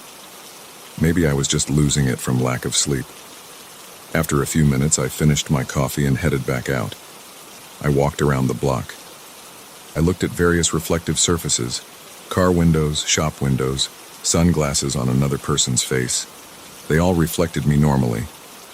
I felt my shoulders relax a bit. I considered that maybe I had imagined it. Maybe it would be gone by the time I got home. After an hour, I returned to my apartment. I walked straight to the bathroom. I felt a knot in my stomach again. I stood in front of the bathroom mirror and lifted my hand. The reflection lifted it late. I shut my eyes and opened them. The delay was still there. I clenched my jaw. I felt sweat on my palms. I tried something else. I grabbed my phone and set it to record a video. I aimed it at the mirror and performed a series of gestures, waving, blinking, nodding, shaking my head. When I watched the video on the phone screen afterward, everything looked perfectly normal. There was no delay on the recorded video. I tried looking at the phone screen while making the gestures live. On the phone screen, everything was in sync. When I looked away from the phone and back at the mirror, I saw the delay again. It was like the delay only existed when I looked directly with my own eyes. I felt lightheaded. I sat down on the edge of the bathtub. The mirror reflected me sitting there, but only after I had already been sitting for a few seconds. It was so strange to see. I knew that the mirror should have reflected everything instantly, but it was not doing that. I clenched my fists. I stood up again and tried to speak to it. I said, "What do you want?" It silently mouthed the words later, no sound coming from it, of course. I tapped the mirror's surface again. It was solid. I tried pressing my ear to it. Nothing. Just the faint sound of my own breath. I considered covering it with a towel. I took a towel and draped it over the mirror. Now I could not see my reflection. I waited a moment and pulled the towel away. The reflection was still delayed. It was as if nothing would change it. I realized I felt hungry, but I did not want to leave the mirror now. I wanted to figure out what was happening, but there was nothing to figure out. The mirror showed my reflection with a delay. That was it. No other clues, no changes in lighting, no odd noises, no strange smells. I tried opening the bathroom door and seeing if that changed anything. It did not. I tried turning all the lights off and using only the daylight from the window. The delay remained. I felt my legs getting tired from standing. I left the bathroom and sat at my kitchen table. I could see my reflection in the toaster's shiny surface. It matched me normally. I tapped the table, drank a glass of water, and listened to the hum of the refrigerator. I needed sleep. Maybe if I rested, this would go away, but I could not bring myself to lie down and forget it. I had to check again. I returned to the bathroom for what felt like the 100th time that day. The delay was still there. I tried pinching my arm to see if I was dreaming. I felt the pain and saw my reflection pinch its arm late. I tried ignoring it. I brushed my teeth. I watched my reflection brush its teeth with a delay. I spit into the sink, and a few seconds later, it spit into the imaginary sink in the mirror. I washed my face and the reflection lagged behind. I combed my hair and saw the delayed version do it after me. I could not understand why this was happening, and it frightened me. But I was also exhausted. I stopped testing and just stood still. After a while, I stepped back and left the bathroom. I closed the door. I sat on my bed. My heart was still beating fast. My face felt hot. I wanted to calm down. I stared at the closed bathroom door for a few minutes. The apartment was quiet. My phone buzzed once with a spam notification. I ignored it. I thought about leaving the apartment again, but that did not solve anything. The problem was in the bathroom mirror. Or maybe the problem was with my own eyes. I could not tell anyone about this. They would think I was joking or losing my mind. I got up and slowly opened the bathroom door. The mirror was right there on the wall, looking innocent. I stepped in front of it again.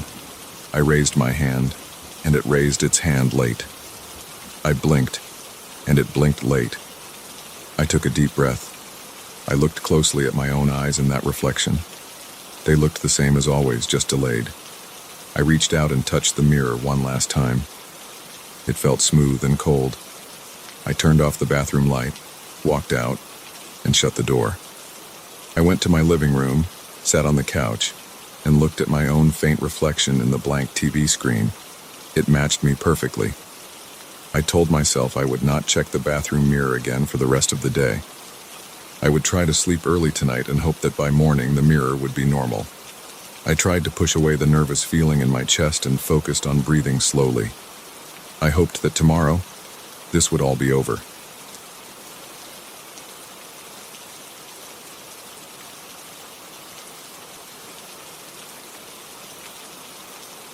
I remember that night in clear detail. It was around dusk when I decided to go through the old attic in my parents' house. They had moved away a few months earlier. The house was empty except for a few pieces of furniture and a lot of boxes stacked against the walls. I had taken a few days off work to handle the cleanup. I wanted to clear the old place before putting it on the market. I had no idea what I would find up there, but I didn't expect an old rotary phone sitting in a dusty corner. I didn't expect it to ring in the middle of the night. I didn't expect to pick it up and hear those voices. I was in my late 30s at that time. I had never cared much about old things. I wasn't nostalgic. I just wanted the attic cleared, the walls cleaned, and everything sold or thrown out. The attic was hot, and the air was stale. There was a single light bulb hanging from the ceiling, and it gave off a weak yellowish light. I could see dust particles floating around. There were boxes full of old clothes, some old magazines, a few broken appliances that my father must have shoved up there years ago. I sorted through them one by one, checking what could be donated and what should be tossed. After an hour or so, I saw the phone. It was a black rotary phone with a thick handset and a curly cord. It had a simple shape, no branding that I could recognize, just a dial and a receiver. I picked it up. It was heavier than the phones I knew as a kid. The cord ended in a strange connector, not the type we see now. It looked worn out.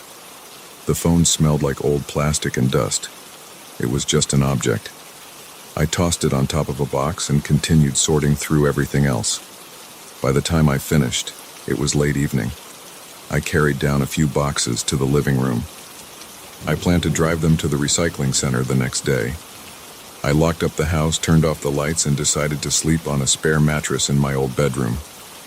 I didn't have a proper bed anymore, but I had brought a sleeping bag and a pillow. I placed the phone down in the living room before heading to bed. I hadn't thought about it much. It was just old junk. I figured maybe someone would buy it as a vintage piece. I didn't care at the time. I turned off the hallway light and went to my bedroom. My bedroom was almost empty. The walls were bare, the closet was empty, and there was just a small lamp next to my mattress. I lay down and tried to relax. The house was silent. Outside, I could hear a faint hum of a distant car or some wind, but inside, everything was quiet. Eventually, I dozed off. I'm not sure what time it was when I heard the first ring. At first, I thought I was dreaming. The sound was distant and muffled. It was that old-fashioned ring, the type I hadn't heard in years. I opened my eyes and listened. It rang again.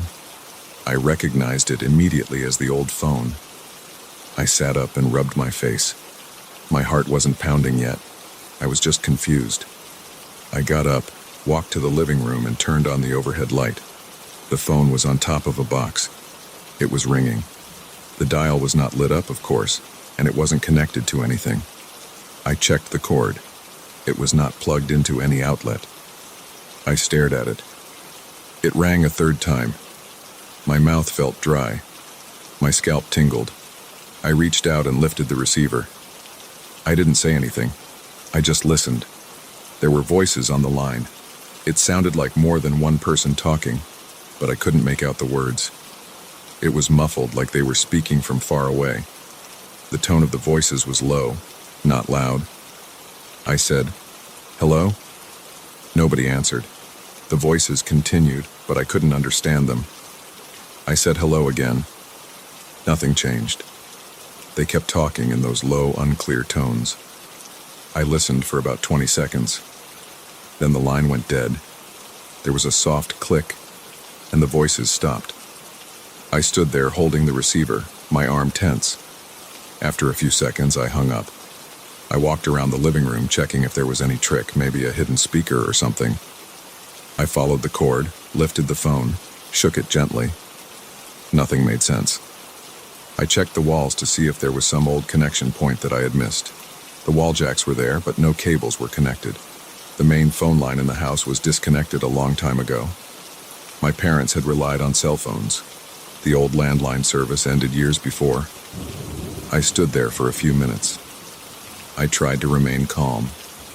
I was alone in the house, and I didn't like the way my breathing sounded in my ears.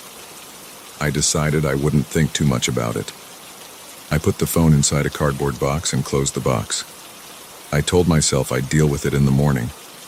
Maybe it was some kind of strange interference or even a battery-powered trick.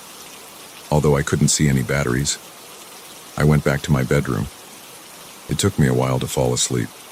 I kept expecting to hear another ring, but there was silence. The next morning I woke up early. The sun was coming through the window. I got dressed and went straight to the living room. I opened the box and looked at the phone. It was just lying there. I felt uneasy. I took it out of the box and turned it upside down. I looked for any kind of battery compartment. I saw none. I tried turning the dial. It moved freely. The handset seemed normal. The cord was intact but ended in an old connector. I tapped it. It was just plastic and metal parts. Nothing unusual. I checked the rest of the house. No hidden gadgets, no extra wiring. I had planned to take the boxes to the recycling center that morning, but I decided to deal with the phone first. I drove to a nearby electronics store. I showed the phone to a clerk who looked confused. I asked if an old phone like this could store power somehow. He looked at me like I was asking something strange and said, "Not really." I asked if maybe it could be picking up a radio signal. He shrugged and said he didn't know. I left feeling stupid. I went back to the house and put the phone on the kitchen counter. I left it there while I worked on clearing more junk. All day, it was silent. That night, after a long day of packing, I decided to sleep in the house again. I wanted to finish the job the next morning. I shut off all the lights except for a small lamp in the hallway. I placed the phone in the kitchen. I made sure it was not near any walls or anything else. I left it on the counter, far from any source of electricity. Then I went to my room and got into my sleeping bag. I tried to think about something else. I focused on the fact that I was almost done cleaning. I planned to call a realtor soon. I planned to get rid of everything and leave town. The house didn't feel comfortable anymore. It was too quiet and empty. Sometime around midnight, the phone rang again. I heard that same old-fashioned ring. I jumped up this time. My heart beat faster. I went straight to the kitchen. The phone was ringing. The sound was clear and steady. I lifted the receiver. I listened. The voices were there again. They were calm, but I couldn't make out what they were saying. It sounded like people talking in another room. I said, "Who is this?" There was no response. I said, "I can't hear you clearly." The voices continued in the same low tone. They didn't respond to my words. I waited. After about 30 seconds, the line went dead again. I hung up. I paced around the kitchen. I felt tense. My chest was tight. I checked every corner of the kitchen, then the living room, then the hallway. I found nothing. I had the phone in my hand. I shook it, tapped it, put my ear to the earpiece without pressing any buttons. Nothing. It was just a piece of old plastic. I decided I wouldn't let it get to me. I carried the phone to the attic. I walked up the creaky stairs. The attic smelled like dust and cardboard. I placed the phone in a box full of old magazines, then I covered it with another box. I sealed the top box with packing tape. I made sure to bury it in a pile of other boxes so I wouldn't hear it even if it rang. I went back down, turned on the TV in the living room for some noise, and sat on a chair. I didn't have cable, but I had a small antenna, and it picked up some local station with old reruns. I watched TV until I felt calmer. After a few hours, nothing happened. I turned off the TV and tried to sleep again. I managed to get a few hours of rest. The next morning, I felt tired. My neck was stiff and my head ached. I climbed into the attic to check on the phone. I unstacked the boxes. I peeled off the tape. I lifted the top box. The phone was there, right where I had placed it. It hadn't moved. I grabbed it and took it downstairs. I decided to smash it. I went out to the driveway. I placed the phone on the concrete. I grabbed a hammer from the toolbox in the garage. I hesitated for a second. It was just an old phone, right? I lifted the hammer and struck the phone's body. The plastic cracked. I hit it again. The dial broke off. I hit it a few more times until it was in pieces. I picked up the fragments and threw them in a trash bag. I felt a sense of relief. Now it couldn't ring again. It was gone. I put the trash bag in a large bin outside, closed the lid, and went back inside. I spent the rest of the day loading up my car with junk. I took a few trips to the recycling center.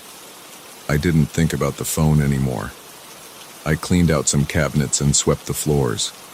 I opened all the windows to let fresh air in. The house felt neutral again. By evening, I had done most of the work I needed to do. I was going to leave the next day. I had a small dinner in the kitchen, just some canned soup I heated on a portable stove. There was no furniture except a folding chair and a little side table I'd brought from home. I thought about sleeping one more night there to finish a few small tasks in the morning. I decided it was safe now. No phone, no noise. Around midnight, I heard something in the attic. It was a soft scraping sound, like a box being nudged.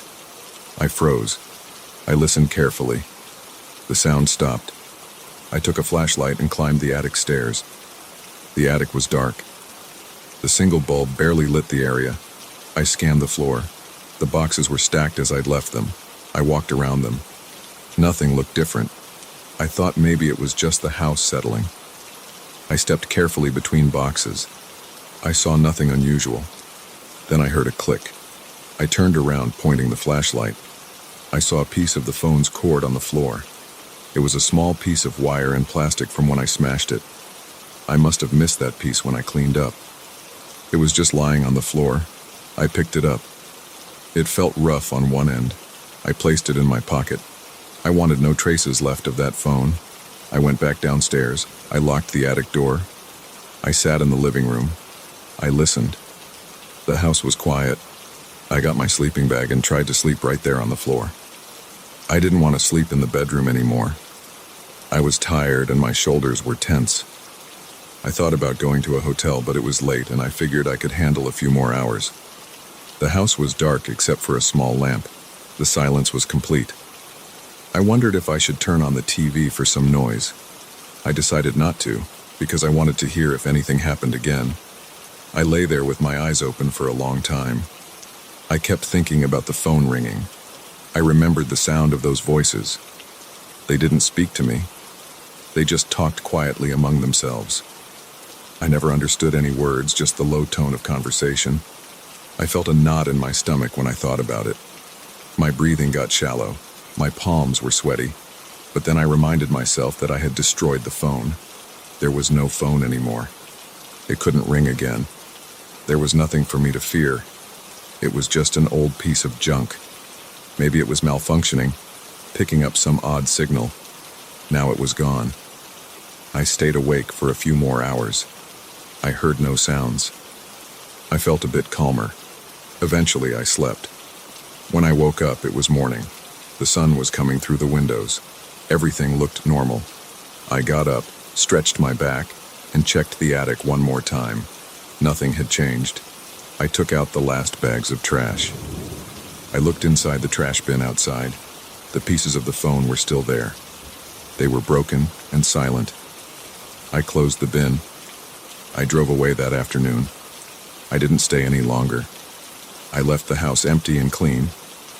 I called a realtor on my way out of town. I never told anyone about the phone. There was nothing to tell that made sense. I moved on with my life. Sometimes I remember the sound of that ring in the dark. Sometimes I remember holding that old receiver and hearing voices that never answered me. I think about it only as a strange event I can't explain. I'm just glad I never heard it again.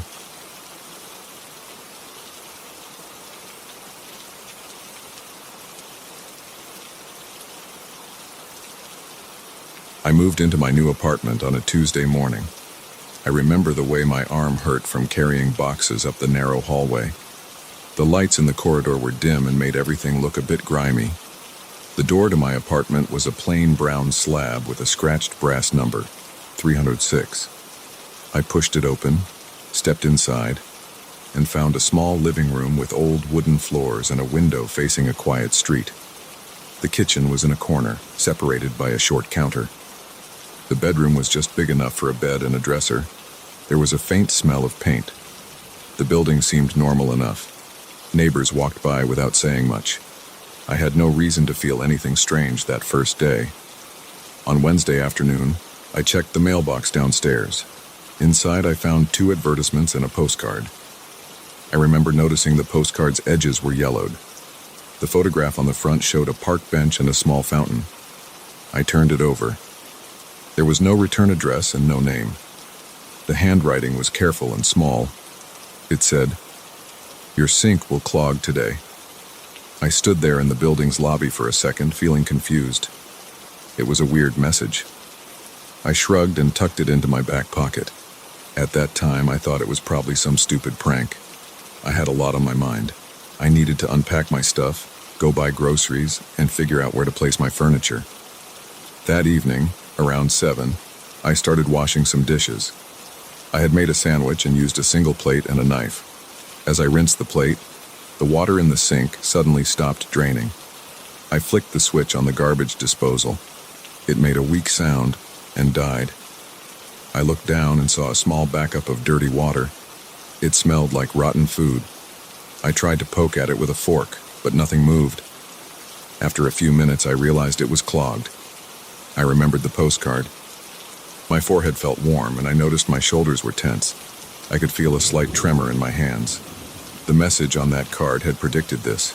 It was too exact to be a coincidence. The next day, I found another postcard. This time, it was in my mailbox again. It showed a picture of a sunny beach scene, but it looked old, like something from decades ago. On the back, the handwriting was the same. It read, "You will drop your mug and crack it." I stood there reading it a few times. I wondered who was doing this. I didn't know many people in the city yet. I had moved for work and hadn't even given out my address to anyone but the office and the utility companies. I carried the postcard upstairs, threw it on the kitchen counter, and tried to go about my day. I felt nervous, though. I decided not to use my mug. I stored it away in a cabinet and pulled out a cheap plastic cup for my coffee. I thought I was smarter than whoever sent the card. That afternoon, I opened my fridge and took out a carton of milk. My phone buzzed on the counter. I turned to grab it, and my elbow hit the cup of coffee I had just poured. It fell to the floor, bounced, and splashed hot liquid all over the cabinets. The plastic cup didn't crack, but when I bent down to wipe the mess, my knee hit a glass mixing bowl on the lower shelf. The bowl dropped to the floor and cracked. It wasn't the mug, but something still broke. That felt close enough. The tension in my stomach sharpened. I felt cornered. The postcards were predicting small events. And even when I tried to avoid them, something close to the prediction happened. On Friday, another postcard arrived. This one showed a cobblestone street and an old car. On the back, the message said, "You will have trouble with the elevator today." I looked at the building's old elevator doors. I usually use the stairs, but I decided to test something. I would avoid the elevator entirely. I climbed the stairs up and down twice that day just to prove a point. Around 6 in the evening, I carried out my trash. As I descended, I heard a strange grinding sound echoing through the stairwell. When I reached the lobby, I saw 2 people standing by the elevator doors. The elevator was stuck between floors, and they were calling for help. I hadn't set foot inside it, but the building's elevator was definitely giving people trouble. That felt like another success for the postcards. I stood there, watching the old doors, feeling my heart beat faster. I kept silent and went back to my apartment. By Saturday, I had 3 of these postcards on my counter. Their predictions were small and not dangerous, but their accuracy was unsettling. Someone had to be watching me. I checked my front door's lock and looked through the peephole. I listened to the walls. Everything seemed normal, just muffled TV noise from the apartment next door. I didn't recognize anyone around here. The postcards had no stamp, no postmark. They were being placed directly in my mailbox. I wondered if it could be a building staff member, maybe the superintendent. I decided to ask the building manager. I went downstairs and found him in the small office near the lobby. He was a middle-aged man with a shaved head. His name was Kevin. I asked him if he had seen anyone messing with mailboxes. He said he hadn't. He seemed annoyed that I was bothering him with something he considered small. I showed him one of the postcards. He looked at it, shrugged, and said he had no idea. He told me that if it continued, I could call the police. I thanked him and left. Calling the police over old postcards predicting small annoyances sounded ridiculous. I had no evidence of a real crime. I returned to my apartment and spent the rest of the day checking the hallway through my peephole every time I heard a noise. I never saw anyone approach my door. On Sunday morning, I found another postcard. This one said, "Your shower water will run cold." I turned on the shower and waited. The water started warm and then turned ice cold within seconds. I stepped back, shivering. I turned the knob again, but it stayed cold. My heart was pounding. I felt frustrated and a bit scared. I stood there, naked and wet, staring at the tiles. Whoever was doing this knew details about my daily life. They knew I would try to take a shower at that time. They knew my sink would clog, that I would break something, that the elevator would fail, that my shower would turn cold. These were small events, not harmful, but the precision was unsettling. I needed to see how these postcards were getting delivered. On Monday, I woke up early and went down to the lobby before the mail typically arrived. I stood behind the stairwell door and waited. I waited for over an hour. It was quiet. I only heard footsteps of a neighbor leaving for work, the distant hum of a vacuum cleaner somewhere, and a car passing outside. I checked the mailboxes after that hour. Nothing new inside mine. I went to work feeling nervous, but also curious. At work, I tried to focus on my tasks, data entry, responding to emails, the usual dull stuff. My mind kept drifting to the postcards. I tried to imagine possible suspects. Maybe my boss trying to unsettle me for no reason. Maybe someone in the building who got a key to the mail area. Maybe a delivery person pulling some prank. When I got home that evening, I checked my mailbox again. A new postcard was there. It said, "Your bathroom light will flicker." I stood in the lobby, reading it under the dull light. I went upstairs, stepped into my bathroom, and turned on the light switch. The bulb flickered, then stabilized. A few minutes later, while I was brushing my teeth, it flickered again, making a faint buzzing noise. I felt my heartbeat in my throat. My hands gripped the sink. The predictions kept coming true, and I had no clue why. On Tuesday, I tried ignoring it. Another postcard arrived. It said, "A neighbor will knock on your door asking for a favor." I sat in my living room and waited. I tried to watch TV. After an hour, there was a knock. I got up, feeling the muscles in my legs tense. I looked through the peephole and saw a guy I had only seen once in the hallway. I opened the door. He asked if I had a spare light bulb because his had burned out. I said I didn't and quickly closed the door. Then I leaned against it, breathing faster than normal. Whoever was sending these cards knew something about my neighbor's habits as well. I tried leaving the postcards in the hallway, hoping maybe I would find them gone when I returned. On Wednesday, I placed the postcard I got in the morning on a small table by the elevator and then went out to buy groceries. When I came back, it was gone. But in my mailbox, I found a new one. It said, "Your left shoe will tear." I checked my shoes. They were all fine. Later that day, while rushing upstairs carrying a grocery bag, I stubbed my toe on a metal edge near the stair landing. My left sneaker tore along the side. I had to throw it away. I held the torn shoe in my hand, feeling the uneven rip, and realized how trapped I felt. I started to wonder if it would ever escalate. The postcards never mentioned anything too dangerous. They were always small, annoying things, but that didn't make it any easier. I tried talking to a neighbor I had seen a few times, a man named Eric who lived on the floor above mine. I asked if he had received any strange mail. He said no. I tried to hint that someone was leaving weird postcards. He just shrugged and said I should ignore it. I walked away feeling like I was losing my mind.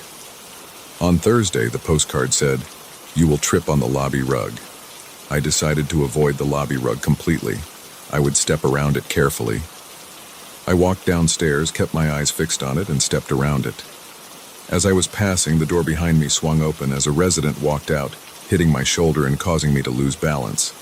I stumbled forward, catching my foot on the edge of the rug. I fell onto my hands and knees. The rug felt rough under my palms. The resident apologized, helped me up, and I nodded quietly.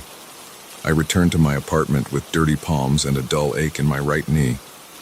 I washed up, cursing under my breath. The postcards always won. On Friday night, I stayed awake until 2 in the morning, crouched near my apartment door, listening. I heard distant voices, a toilet flushing next door, some footsteps above me. Nothing suspicious.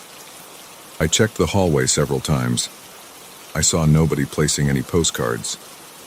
The mailboxes were locked behind a glass panel in the lobby, but I could see mine from a distance. Still, at 8 in the morning, another postcard was inside.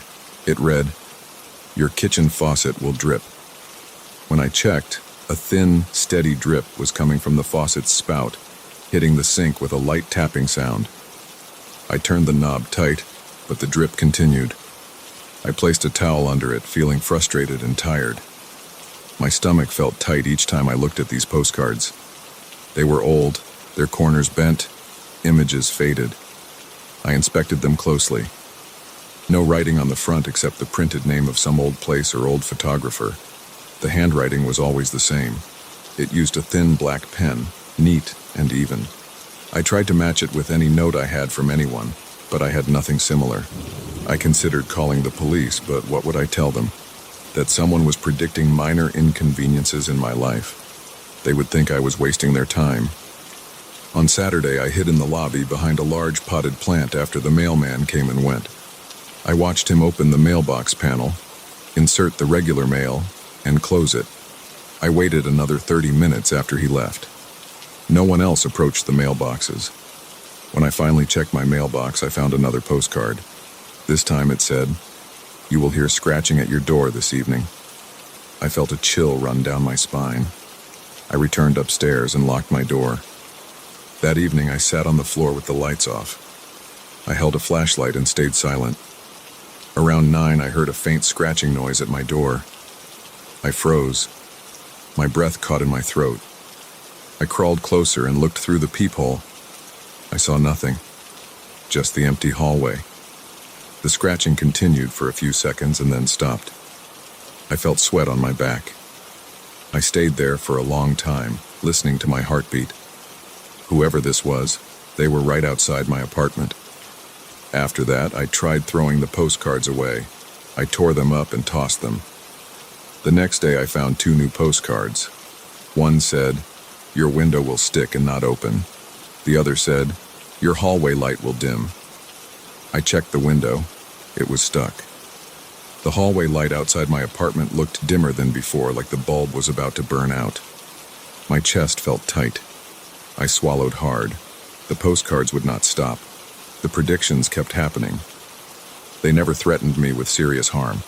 It was always these annoying, nerve-wracking inconveniences. I finally decided to talk to the superintendent again. He repeated he had no idea and suggested I change the lock on my mailbox. I went to a locksmith that afternoon and got a new lock. I installed it carefully, testing it a few times. The next day, there was another postcard. It must have been slipped under my door, because my mailbox lock was still intact. The card said, "Your door hinge will squeak." I opened and closed the door. The hinge made a high-pitched squeak I had never heard before. I felt trapped. The postcards found a way in, no matter what I did. I searched my apartment carefully. I checked behind the fridge, inside cabinets, under furniture. I tried to see if there were hidden cameras or something like that. I found nothing. Everything was normal. Outside, life went on. People came and went. The building smelled like cheap disinfectant. I had no sign of anyone targeting me for a clear reason. Maybe they just liked messing with me. In the following days, I tried to live as if the postcards didn't matter. But every morning, I found a new one.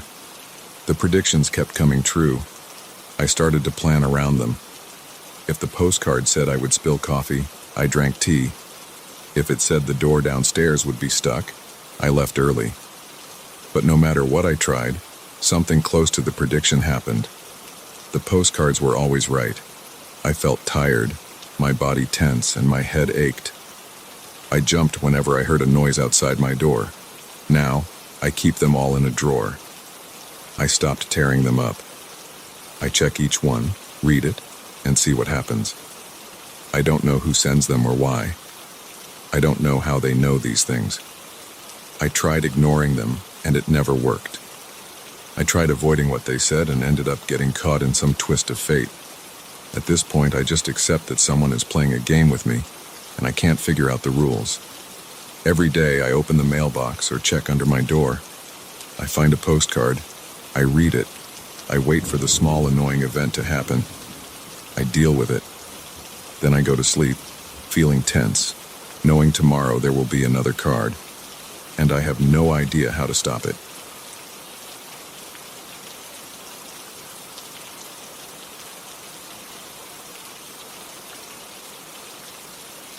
I remember that night started with me feeling restless. I had finished eating a late dinner and stepped outside to get some fresh air. I was leaning against the side of my car, trying to relax. The street was quiet, and there were no cars passing by. The sky was dark, and I could see a few stars, but not many.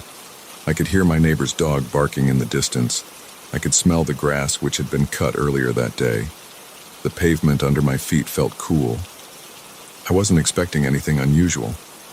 I was just trying to clear my head before going back inside. As I stood there, I noticed something odd about the old house across the street. It was 2 stories tall, with chipped paint on the exterior walls and a large porch that looked like no one had set foot on it for years. I remembered that people said it had been empty for a long time. Sometimes I would walk past it during the day, and I never saw anyone there. No cars in the driveway. No curtains changing positions, no signs of daily life. It was just a structure sitting there, decaying slowly. That night I saw a light turn on in one of the upstairs rooms. The light was not bright, but it was clear. 1 second the room was dark, and then I saw a faint glow through the dusty window. I froze and stared. I thought I might be seeing a reflection from the streetlight, but the angle was wrong. My eyes followed the shape of the window, and the light was definitely coming from inside the house. I wondered if maybe someone had finally moved in, but I had heard nothing about that. The houses on this street were old, and whenever someone moved in or out, people talked, but I had heard no news. I kept looking, and a few seconds later that light went off. The room was dark again. I stood there a bit longer, feeling my pulse quicken. Then another window on the left side of the second floor lit up. It stayed lit for about 20 seconds. It went off as well. Then the window on the right side of the first floor lit up. This pattern continued for a while, lights going on and off in different rooms, sometimes staying on for a few seconds, sometimes longer, always with no clear pattern. I felt uneasy.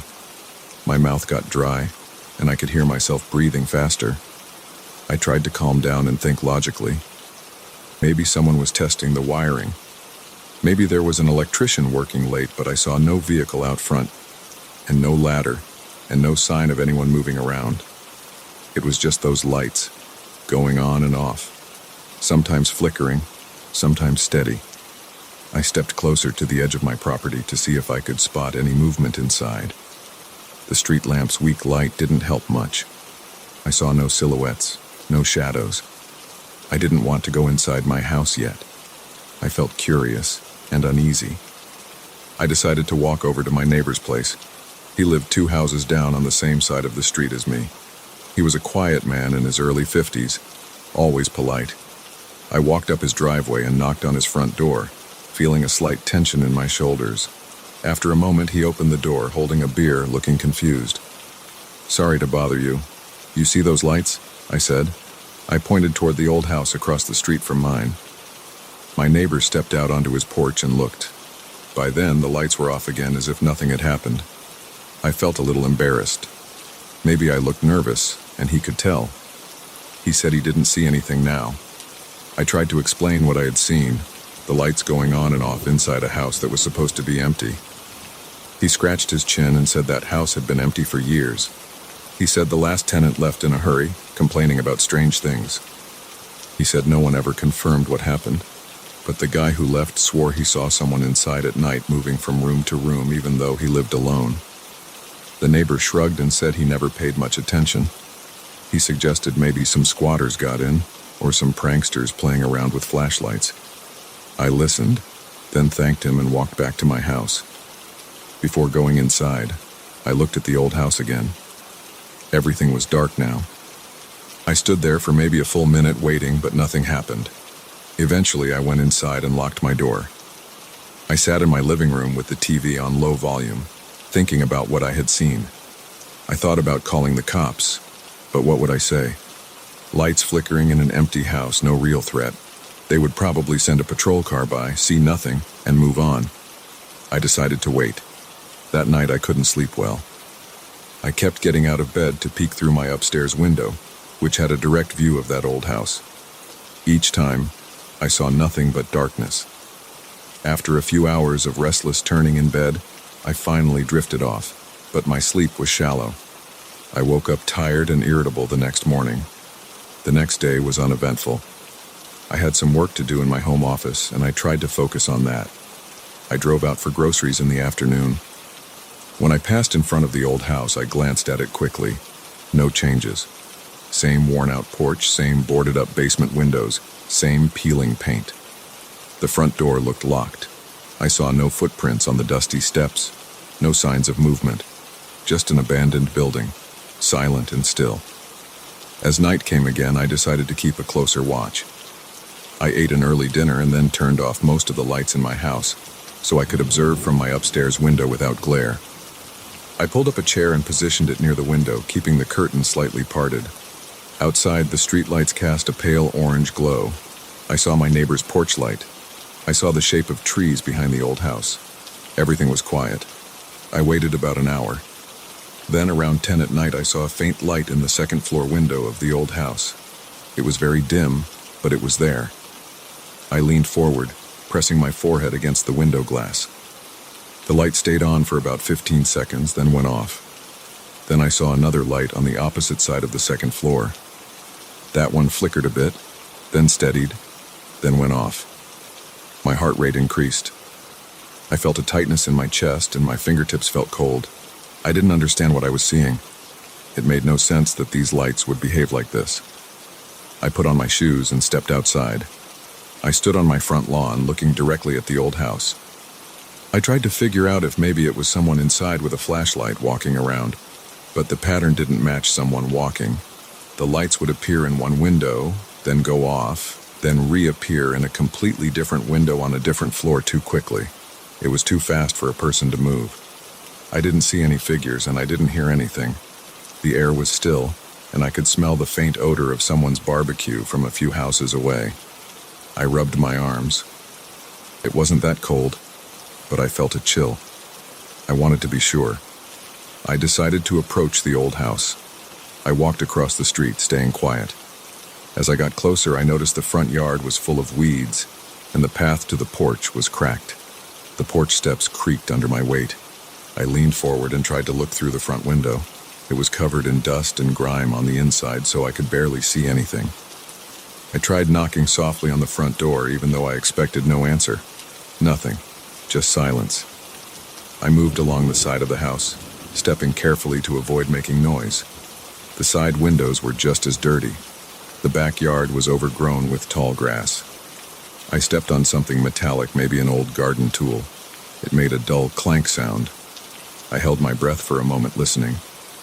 No response, no movement. I looked up at the windows above me. They were dark. I felt my legs tense up. I was nervous, but I also didn't want to leave without understanding what was going on. I decided to try the back door. I walked around and saw that the back porch was in even worse shape than the front. One of the steps was half rotten. I tested it with my foot before stepping on it fully. It held my weight, but barely. The back door looked locked. I tried the handle gently. Locked, as expected. I didn't feel like breaking in or forcing the door. That would be too much. Instead, I looked for any signs that someone had broken in. No fresh scratches, no pry marks, no broken glass. As I stood there, I glanced up again at the upper windows. For a moment, I saw a faint glow inside. It lasted maybe 2 seconds. My breathing became shallow. I didn't hear any footsteps. I didn't hear doors opening or closing. Just that glow, appearing and disappearing. I stepped off the porch and walked back to the front yard, feeling uneasy. I looked across the street and could still see my own house and the other houses. Nothing out of place there. Just this one house acting strange. I eventually went back to my place.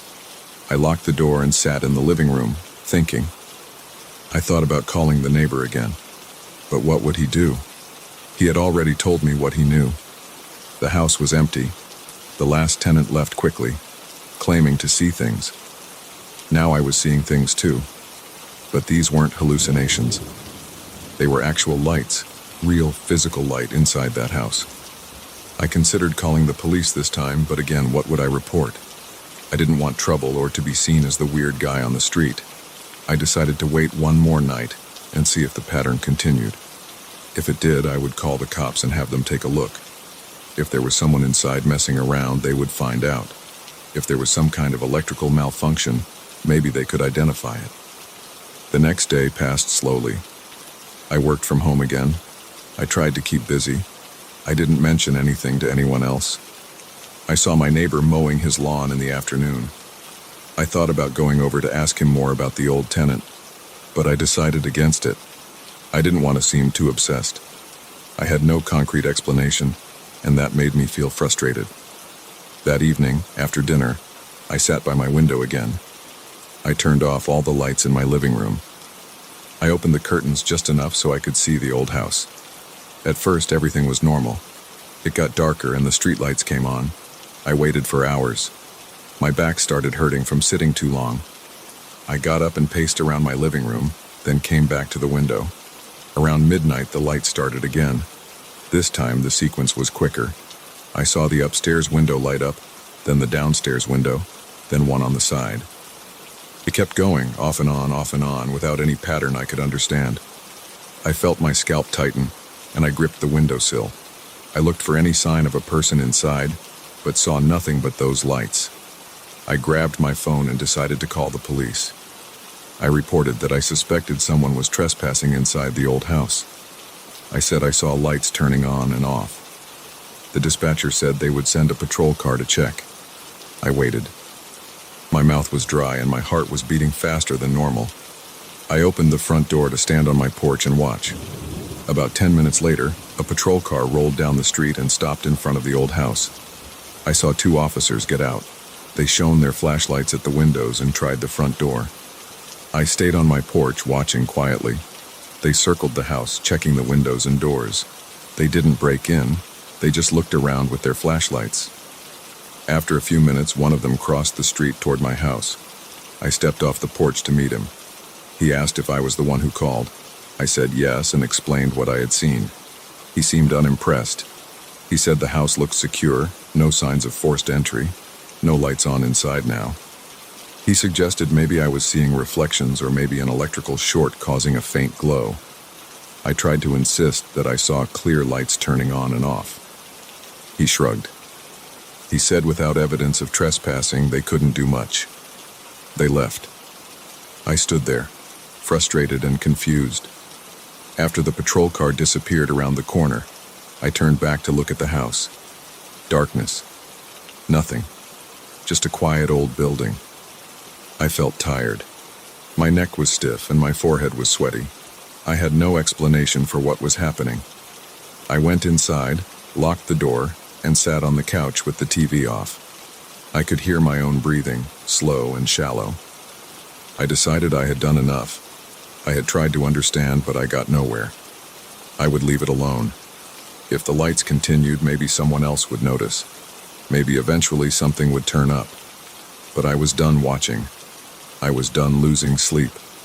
If that house wanted to stay empty and flicker its lights at night, that was its own problem. In the days that followed, I avoided looking at the house. I parked my car in a spot where I wouldn't have to face it. I focused on my routines. I kept my curtains closed at night, and if I needed air, I stood in my backyard instead of the front. I stopped talking about it with the neighbor. I never did figure out who or what caused those lights. The house remained empty, still on the market, still unclaimed.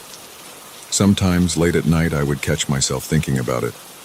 My body would tense up slightly, and I would remember those silent windows lighting up for no reason. But I never went back to investigate. I never called the police again. I just tried to forget. Over time, the memory faded a bit, but it never left me completely. It stayed with me, a strange detail in my otherwise ordinary life.